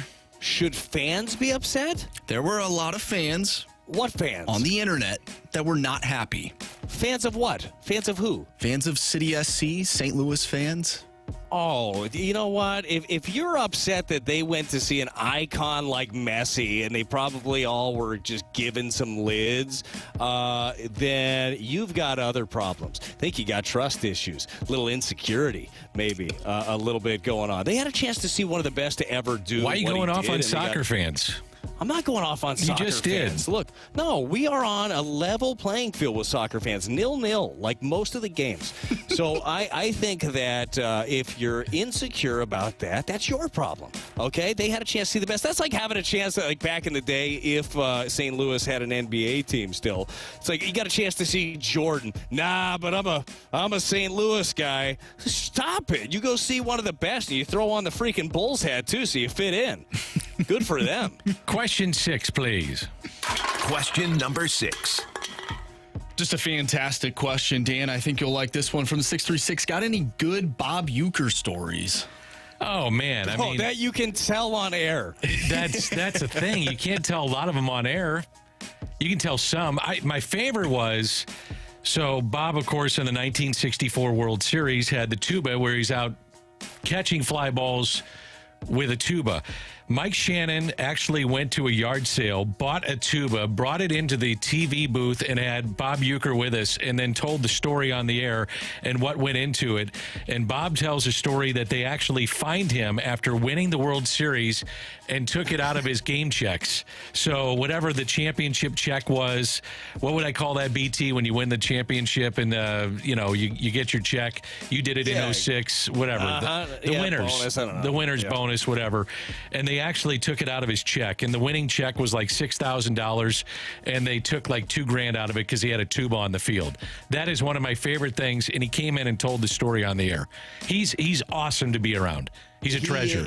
And everybody, I think everybody expects him to be Harry Doyle. He's an incredible broadcaster. Yes. But he's like the quickest witted human that maybe I've been around. Like he's just got that sort of a wit. He's got a story that he tells, and I won't even try to tell you the player's name that he had a chance to call in spring training, but there was a kid with an unfortunate name, and he made sure to go to the team a few times. How do you say his last name? Hobby Bullen? No, it wasn't Hobby A little bit different. His first name was Ethan, and then the last name was a little dicey. But once he got the okay, he went for it, and might be the funniest. I cried laughing as he was talking about calling this young man spring training. Not going to do it. Don't say it. Not going to do it. Yeah. But yeah, unique kid got last pitched name. Tough too. Kid got pitched tough. Oh, did he ever? Hard one. Yeah, he sure did. I think you guys have a lot of people going to Google The this fleet instant. footed. They are looking up what this guy's name is. What's wrong with you? And I might be one of them. I just looked it up to see how they spelled it. I can't, honestly, it's a fireable offense. It's totally a fireable offense. And it's his name. It is his name. And Bob made sure to have a special emphasis on the last name. I had to. At the plate, and the pitch too, takes that one a bit outside.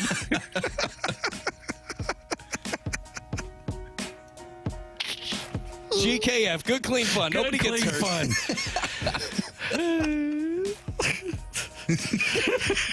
Now, Dan, do you do a Bob Uecker voice? No. Or is it just strictly John Miller. John Miller was really interested in meeting BT when I was talking to John one day. And I said, well, this is Brad Thompson. Hi. Nice to see you, Bill. And I said, well, you actually announced his name in 06. Yeah, Bill Thompson. You remember that quite well. And he said, nice to meet you, Mr. Miller.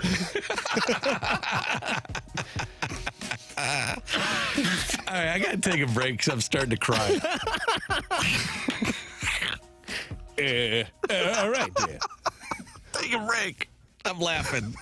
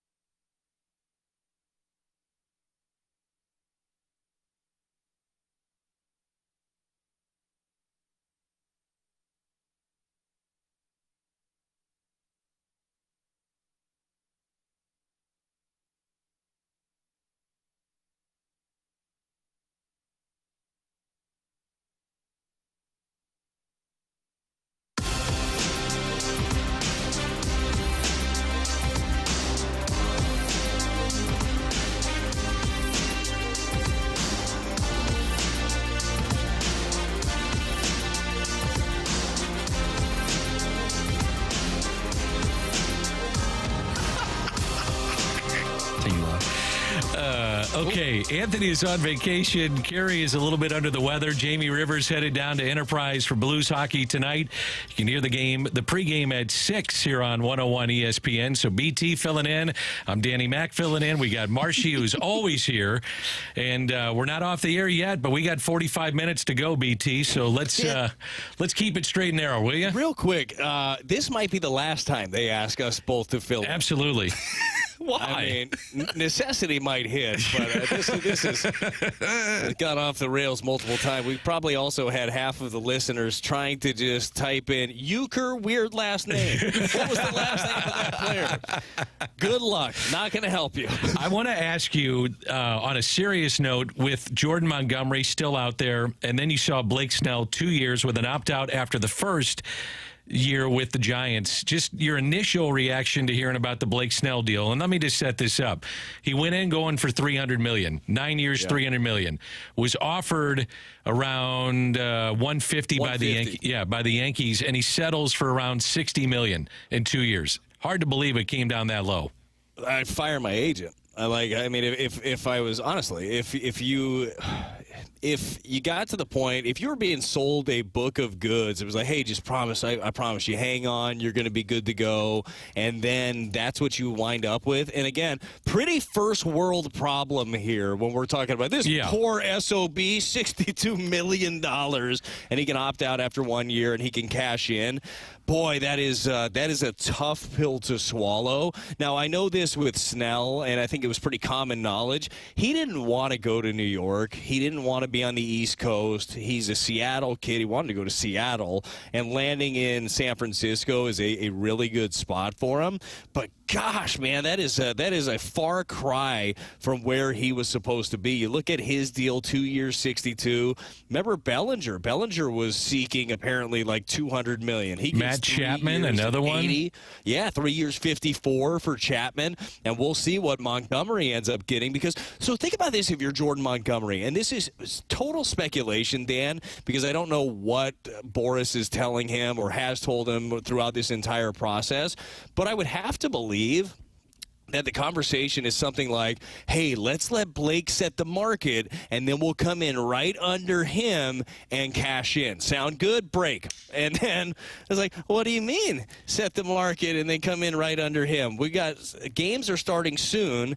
Now you set with a 2-year deal. And look, a $31 million AAV is very good for Blake Snell. And truth be told, I would be terrified to give Blake Snell a long-term deal. 5 years, 6 years, no thank you with that dude. You can't trust the track record. But it does beg the case now. What is Montgomery going to get? I had heard from people that I trust that he was looking for like a 7-year deal somewhere in that $25 million range earlier in this offseason. It's a lot of cheddar. Now, that has had to come down at some point. So do you think, Dan, first of all, do you think that he's going to have to come down in years, come down in AAV, or take a drop totally across the board? I think he has to come down in both, and I could see a deal where it's a 3-year deal with opt-outs after every year. I'm sure Scott Boras is going to say the market will reset after this season, and you'll get another bite at the apple. I mean, that's one way you got to convince your client is to say, you know what, we didn't get you. He just had a career year, both those guys. One's coming off a World Series, the other of Cy Young, and they're not signed until, one's not signed until under 2 weeks before spring training. I got to wonder the appetite of these teams that want to, I already know the answer. They don't want to deal with Scott Boras, but right now, teams are like Tom Ricketts came out and said, I will not talk to him. I don't want to deal with him. How much is this the Scott Boras factor, in your opinion, of what's happening right now? Well, I believe this. Teams want to win, and teams want to get better. And if you're represented by Boras has a track record over the years of getting guys in. But I think teams have now gotten smarter, and I'd say less emotional when it comes to signing guys, and they have numbers that they don't want to go over for a certain player. Well, let's think about this real quickly. I mean, if you're Blake Snell and you're wanting $300 million, let's just think about this. Yes, you've had a Cy Young. You've had 2 of them. But do you want to sign a guy for $300 million that averages 5 walks per 9? I mean, to me, it's kind of a simple thing. He's going to give you 5 innings. Those 5 innings are going to be sensational, but he's not going to give you the long, deep games normally. He may have a few mixed in there, but he's averaging 5 walks per 9. So 180 innings last year. He had 99 walks. That led the league. Now, he did have 234 strikeouts. I'll take that. Sign me up for that. But the 180-inning mark, if you get that out of your starter, you feel really good. He's done that twice in his entire career. That's what I'm saying. 180 innings. The last 2 years, Dan, 128 and two-thirds in 2021, and then 128 innings in 2023. You're going to give that $30-something million a year for the long term. Now, the deal that the Giants just got him on, sign me up for that. I'll take that. Give me a guy that is still motivated to cash in on that long-term deal and give it. It is essentially a one-year deal. I know it's a 2-year deal. He wants it to be a one-year deal and to be able to opt out of that and get that another bite at the apple. To me, there's very little risk in that if you have the financial flexibility to do it for that short term.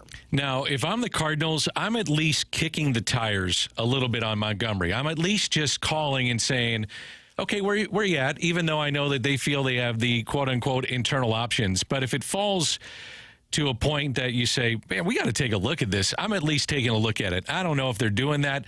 I would just give them a call, just say, where are you at right now? Because Snell has set the bar potentially for what he may get. Are you looking for multiple years, or is it a one-year deal? We might have an appetite for a one-year deal. Would you agree with that? Yeah, how could you not, right? How could you not kick the tires on that? And maybe you had a gauge of what his market looked like early on. Well, obviously that has changed. And with any free agent, it's about doing your due diligence. Mo has talked about this in the past of look, you never know. You never know what might happen. I know they had some conversations early with him, and I'm sure that the interest is still there. And for me, with Montgomery, you look at the future of your staff. You've got, Michaelis is coming up soon. You've got Lynn and Gibson on one-year deals. And this is where I'm going with it. Yep, for sure. I mean next year, the cupboard is bare right now. Correct. So it's a look towards the future. And to me, if you could get him on a 3-year deal like you're talking about, or a 4-year deal, and even if he wants an opt-out after every year, then I'll give it to him. Because the thing is, if he lands the opt-out, if he takes it, there's a good chance you got a really good year out of that guy to risk going back out into the market again. I think it is absolutely worth making that phone call. And then you figure it out. You figure it out in your rotation. If you want to start with your 6-man early on, go with that. He's one of those guys. If you need to throw somebody in the bullpen, well, you mentioned it earlier, Dan. We've already seen Matz out of the pen. Worked pretty good. You could throw, whatever it is, you have a competition, you have better arms. I love the idea of it. I'm sure that idea is not lost on the front office at all. It just comes down to what the numbers are, but I'd be willing to bet that those conversations are happening. Give me a player's perspective on this. If you're Jordan Montgomery, what are you thinking right now? I mean, honestly, terrified. What are you thinking where you're 9 days away from opening day? Well, really shorter than that because they open up with the Dodgers and the Padres overseas. But honestly, what are you thinking right now from a player's perspective? You know what I think I would be thinking? I'm thinking I better change my parameters as I look around Zillow and Realtor.com because I find myself sometimes at night, Dan, laying in bed and I'm looking around on my phone in your neighborhood. I'm like, boy, that would be nice. And like, if I was like in Montgomery's shoes, man, I could do something like that. But I'm gonna have to pull out a little bit and widen the net. So you think about you're a human, right? You think about all the things like I'm gonna make $150+ million, no doubt about it. You think about all the things that you're doing in your head, you're set for life, and now you don't have a job a week before spring training. Not that he's ever going to hurt for money, that his family's ever going to hurt for money, but you are concerned. And your only concern right now in a perfect world is, how am I going to help whatever team I signed for or signed with already go win a championship just like I did when I got traded over to the Rangers? Like, that's where the focus should be. Now his focus is on how much am I going to make? Where am I going to land? How am I going to get there? How long is it going to take for me to be ready to actually help this ball club? That's a big one for me. Yeah, I mean, they've I understand the business side of it, and nobody loves you like you love you, and you gotta take care of yourself, and you gotta line yourself up. But I also believe that sometimes bad advice is there. Not for sure saying it was the case in this scenario, and oftentimes getting somewhere, finding the right fit of where you want to be, where your family wants to be. Oftentimes that is worth more than maybe the extra $1 million or two. So this is kind of tying into Sonny Gray, and they say, okay, he's throwing on the side and building up arm strength. That's great. But until you get between the white lines and a guy's in the batter's box, and as intense as we know that he is, he's going to amp it up, and he's intense, and I worry about that. That's something that if I'm also tying in it to Jordan Montgomery, he can throw all he wants on the side and be out at the Boris complex and doing all that stuff. But it's going to take a little bit to get amped up with guys in the box. Would you agree with that? For sure. Yeah, the Boris complex, I think they bring them umbrella drinks in between. Oh, it's great. Simulated innings. Yeah. I mean, they've got it going on. I would agree. Here's the thing with Sonny Gray, though, and we've seen it from afar, but now I've got a chance to see it a little bit closer being in camp. I don't know if he's got much more to give from an intensity level during a game. Like the way that he does stuff, the way that every rep he takes, whether it's a ground ball back to him during PFPs, I watched his last 2 sessions off the mound. He's a freaking animal, and he is intense. And like everything effort-wise that he's doing, he is bringing it. So, yes, like there is a little extra level probably when you get a guy in the box, but he's not babying anything to this point. And maybe this is me being cautiously optimistic. I'm not concerned about him health-wise. I believe that he is going to be fine. He's going to be good to go, but they're going to take it slow, and they're going to allow him to progress as fast as he wants to progress because he's been through this before. That's BT. I'm Danny Mack, and Marshy is with us on his birthday. Coming up, we'll visit with Joey Vitale, the Blues and the Avalanche. The pregame about a half hour away. A visit with Joey is coming up.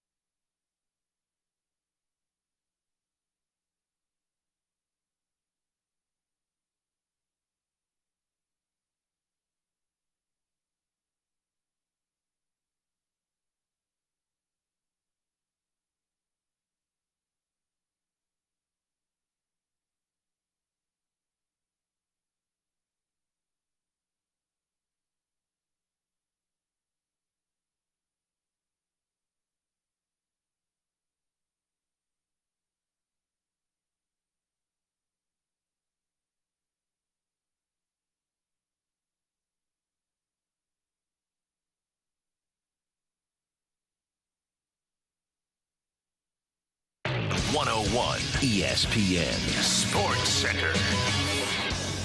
I'm Andrew Marsh. It's time for a Sports Center update brought to you by Saliga Heating and Cooling. The Blues take on the Colorado Avalanche tonight. Pregame starts at 6. Puck drop is at 7. We're going to talk with Joe Vitale about tonight's game, maybe some other stuff as well. That'll come your way next right here in the Fast Lane. The Cardinals defeated the Marlins earlier today in spring training 11-10. We talk some Cardinals baseball all day long. If you missed any of that, make sure you go to 101ESPN.com or check out the free 101 mobile app. Just head to the podcast page. You'll find all of our interviews and full shows there. And it's all brought to you by Dobbs Tire and Auto Centers. Let's throw it over to Joe Vitale. That's coming your way next right here in the Fast Lane. I'm Andrew Marsh, and this Sports Center update is brought to you by Saliga Heating and Cooling, an independent American Standard heating and air conditioning dealer.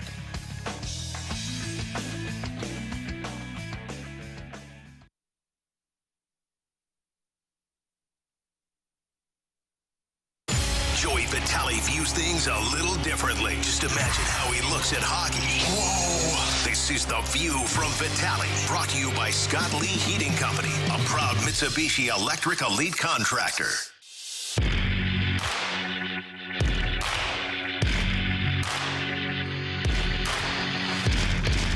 Joey Vitale is coming up with the pregame show in about 30 minutes or so with BT. I'm Danny Mac. Marshy with us, celebrating his birthday. And I know, BT, you wanted to kick off our interview with Joey V. Well, I did because, Joe, first of all, I know you're an extremely intelligent individual, and I know you're always prepared. I got a quick question off the top. Do you happen to have a pen on you and somewhere to write something down? Jeez, BT. You know, one of the things I never bring to the booth is a pen. Schulte, you got a pen? Yeah, Schulte's helping me out. I got a pen and I got my notes. Okay, I do. I'm ready. Perfect. I'm prepped. Perfect. All right, here we go. I'm going to write down. Are we going to draw like a seagull? Is it going to be like a drawing contest? I can draw a pretty good seagull. I'm sure you can, and I know that our radio listeners would love to hear that. But I'm gonna try something else. I'm gonna have you write. I got a name for you, and I want you. I'm gonna just spell it out. Then I want you to say it. Are you ready? Let's do it. All right. K. H. A. B. As in boy? B as in boy. I. B as in boy. U. L. L as in Lauren? L as in Lauren. That's my fault. That's on me. L as in Lauren. I. N as in Nikolai. Nikolai. Yeah. What did you just write down? The great goaltender, Hobby Bulin. Of course. God damn, he got it. I said Kabibulin. Oh, boy. Who said that? That's Brad here. Oh, that's ugly, Brad. Brad, that hurts. I know. That hurts me. That hurts me. You're telling me. How did you say it, Brad? What was it? Kabibulin. No, it wasn't. It was Kababulin. Kabibulin. Kabibulin. The Bulin. If you got the Bulin right, I mean, you're halfway it was done. Kabibulin. You're right. Kababulin. Yeah, that's Kababulin. What was it again? Kabibulin is what I came up with. Hey, there is a player on the Montreal Canadiens. His name's Jack Eye. Have you seen how his name's spelled? It starts with an X. No. I'm glad it ends in I. Exactly. It starts with an X. It's pronounced Jack Eye. So the Montreal Canadiens, they actually gave him the nickname Wi-Fi because I like that. his last name looks like a Wi-Fi password. Joey, you had no idea what you were walking into today, did you? You know, with you two knuckleheads, nothing really surprises me. So, I mean, Danny Mac, you're pretty professional, but you know when you get that BT, he's crazier than a box of squirrels. You know what I mean? Yeah, but you know this, Joey. I always spin it back. So how is Binnington going to do his best Kabibulin tonight against the Avs? How does he channel his Kabibulin? I mean, I tell you what. That's what I'm saying. Big 50. He's back in the cage here tonight. He has been absolutely spectacular for this Blues team. I think, you know, the players he's facing tonight is going to be probably the biggest test he's faced. Heck, I don't know, maybe 2-3 weeks. I mean, this is, to me, the most explosive offense right now in the National Hockey League.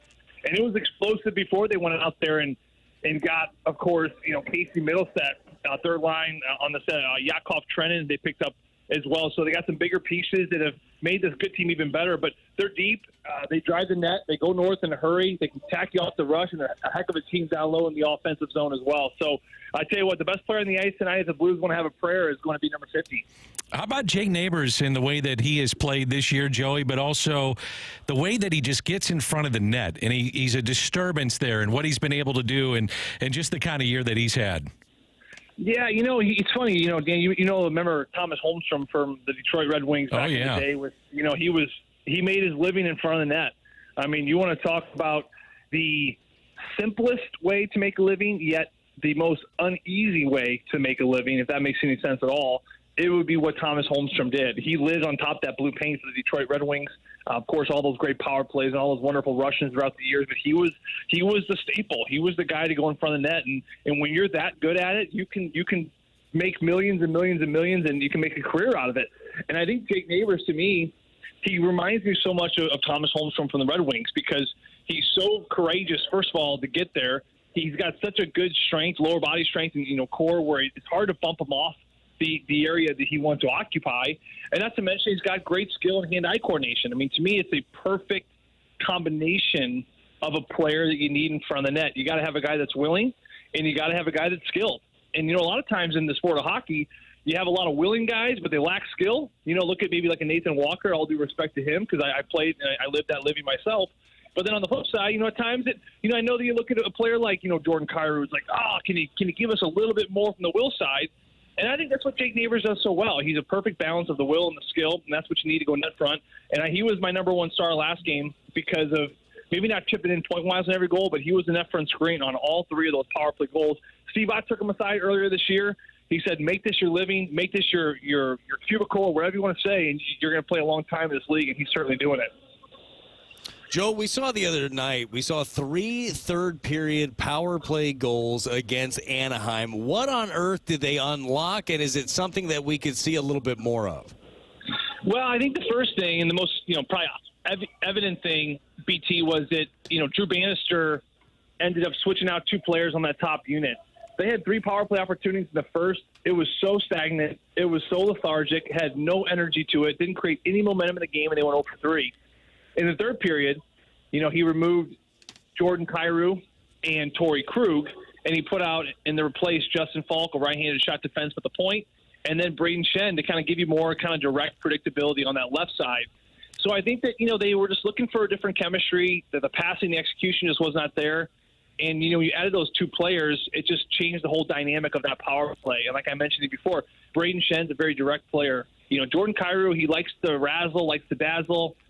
Sometimes he makes beautiful goals. A lot of times, sometimes it's turnovers too. So I think they wanted a predictability. Braden Shen going to get pucks in the net, willing to shoot like we saw. And then, of course, with Justin Falk, a right-handed shot defenseman at the point. Again, a player that looks more to shoot than pass. So you have 2 shooters now on that top unit. It was way more direct. And like I mentioned before, with Jake Neighbors in front of the net, he has been a beast getting in front of goaltenders' eyes. He's been picking up on some really good tips and rebounds, and he's a great puck retriever when the puck gets into the corner as well. So I would say all that combined, it really made for the Blues' major successor in that third period. It's interesting you brought up the name Justin Falk. He looks like a better, different player to me, Joey. Correct me if I'm wrong, in the last couple of weeks. I'm assuming it's because of the injury, and he's recovering from that, but he looks a lot better here in the last few games. I think you're bang on, Dan. I actually said that in the post game a couple days ago, and I talked to Justin. We had him on the post game interview right after that Blues win and against the Ducks, and we asked him. My final question was, "Hey, I know those high ankle sprains. Those are a pain in the rear end. Sometimes it could take a long time. Even when you come back, you still can re-aggravate it." But I said, "Is this as healthy as you've been all year?" And he said, "Without a doubt, the last 3 games, the games you're talking about, he is finally feeling about as close to 100% as he's going to feel." I think when he came back, I think he was at 60 or 70%, and this was a team that was in the hunt. So they're like, you know what? If you can give a 70 and you're willing and able, let's go. But I just don't know if he was himself. Seemed a little bit slow in transitions. He was getting burnt wide, which really doesn't happen throughout his whole career. But I would say the last 3 with Scott Frunovich, they certainly have some Minnesota magic back there because they have been very steady, moving the puck very well, and Justin Falk's been a very confident shooter in the offensive zone too, which has been huge. Joe, as you know, 14 games left. They're 4 points out of that second wild card behind Vegas right now. There is no room for lethargic play, right? There's no room for any lack of energy.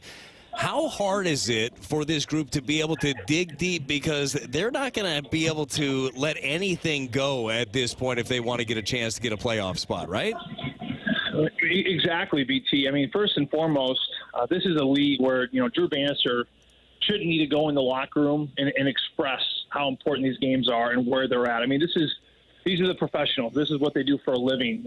They shouldn't even need a pump-up speech before games or before periods. I mean, if you can't find self-motivation and you can't find urgency in your game right now, given the Blues situation, I mean, to me, it's just never going to happen for you.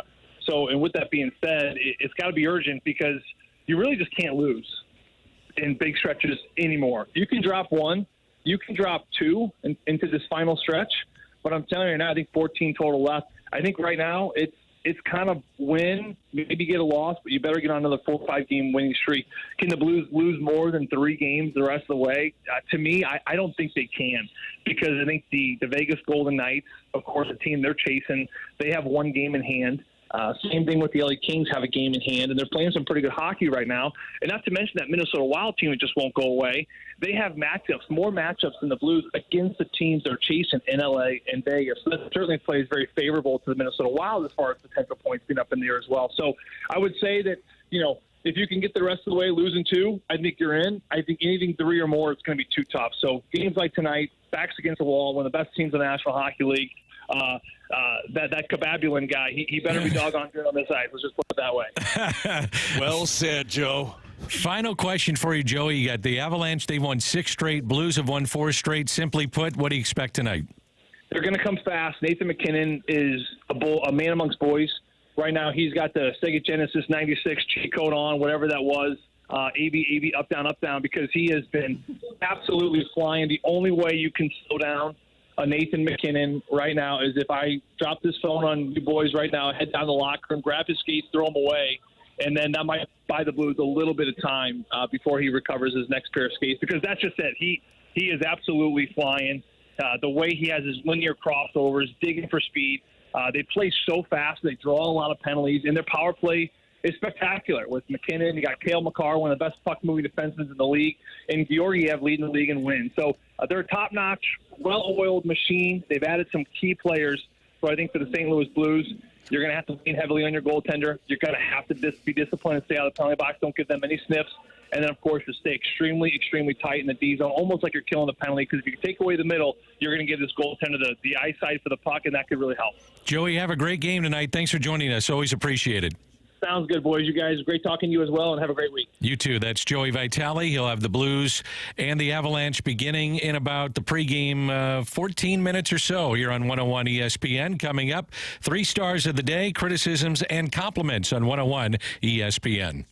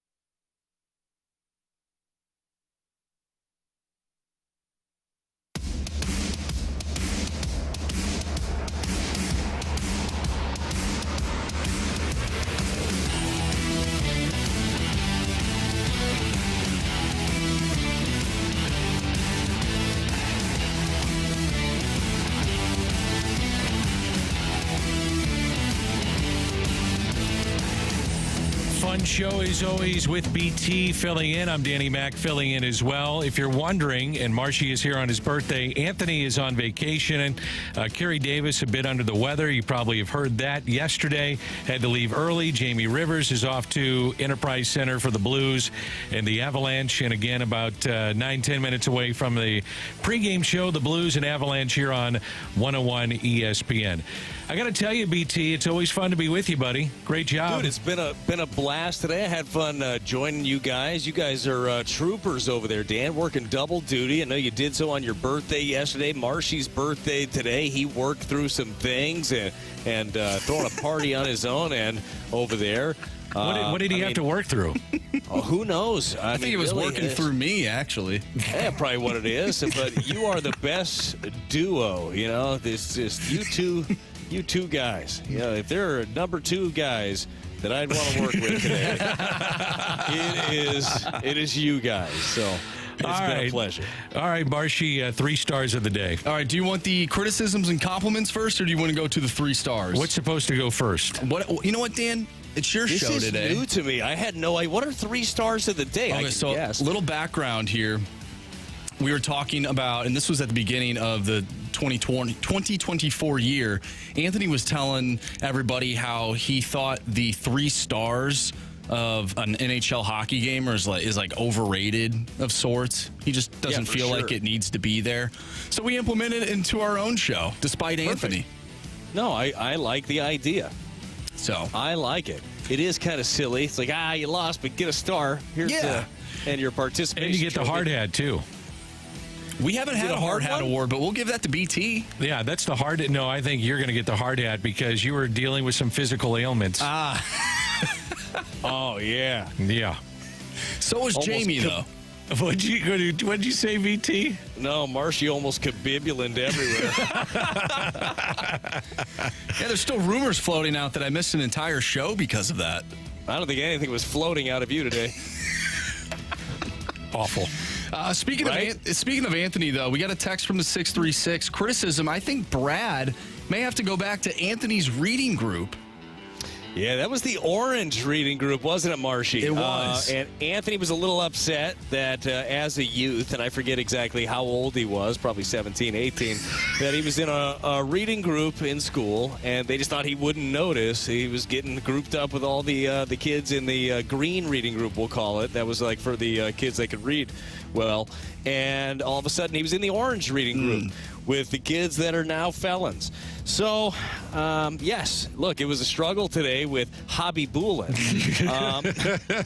which, sure, I said kabibulin. Was I joking? Sure. I would like to. No, that was kabibulin. That I was. It just flowed right out. I tried so hard, and I was just hoping that nobody would want the options, but sure as shooting, both of them. Both of them really needed the options on that one. I gave the options unsolicited for the first question. You did. I didn't mean to do that, but we do that in the mornings. Names. I get it. And again, the afternoon show, a little bit more highbrow, a little more deep thinkers that don't need the options right off the top. But, I mean, who gives me Hudobin, learning about that silent K thing, but I said Kudobin. Van Beesbrook I got, so nailed it. And then, Kabibulin. It's a rough day. Kabibulin. Kabibulin, that's what I said. Everyone loved the Gauntlet, though. Well, actually, some people didn't. Some said it was the worst. Bob didn't like it. Bob, I don't know if he was too happy about it, but that's how... Was that Hockey Bob? No, not Hockey Bob. That's a different Bob. Okay. Different Bob. But, yeah, great Gauntlet. Let's get to our 3 stars of the day. Our 3rd star of the day will go to all of us. Nice. All of us were getting one. Did anybody vote for us, or is that just given us? We got a ton of people voting for all of us. However, there are 2 other stars that we need to get to. Our 2nd star of the day goes to Bob Uecker. Shout out Bob Uecker. I love that. He'll be happy to hear that. And to no one's surprise, our 1st star of the day goes to Nikolai Kabibulin, a.k.a. Nikolai Hobby Bolin. How about criticisms and compliments? Yeah, just real quick from the 636. Great here in BT, and I love the Gauntlet. Made me laugh so hard. Thank you. It's fun to hang out with you guys. We have too much fun together. At some point, it'll get us in trouble. And was that a compliment? That was, right? That was a compliment. Do we have any criticisms? No. None? Not that we're getting to. Not even on the Gauntlet? No, I don't think so. See, I think people enjoyed the Gauntlet. I do too. Kabibulin was an all-timer. You're welcome. Next ESPN T-shirt. Phonetically, Kabibulin. Kabibulin. BT, always great to be with you, buddy. Thanks for doing it. You too, man. Thanks for having me. Marshy, happy birthday. As Anthony would say, see ya.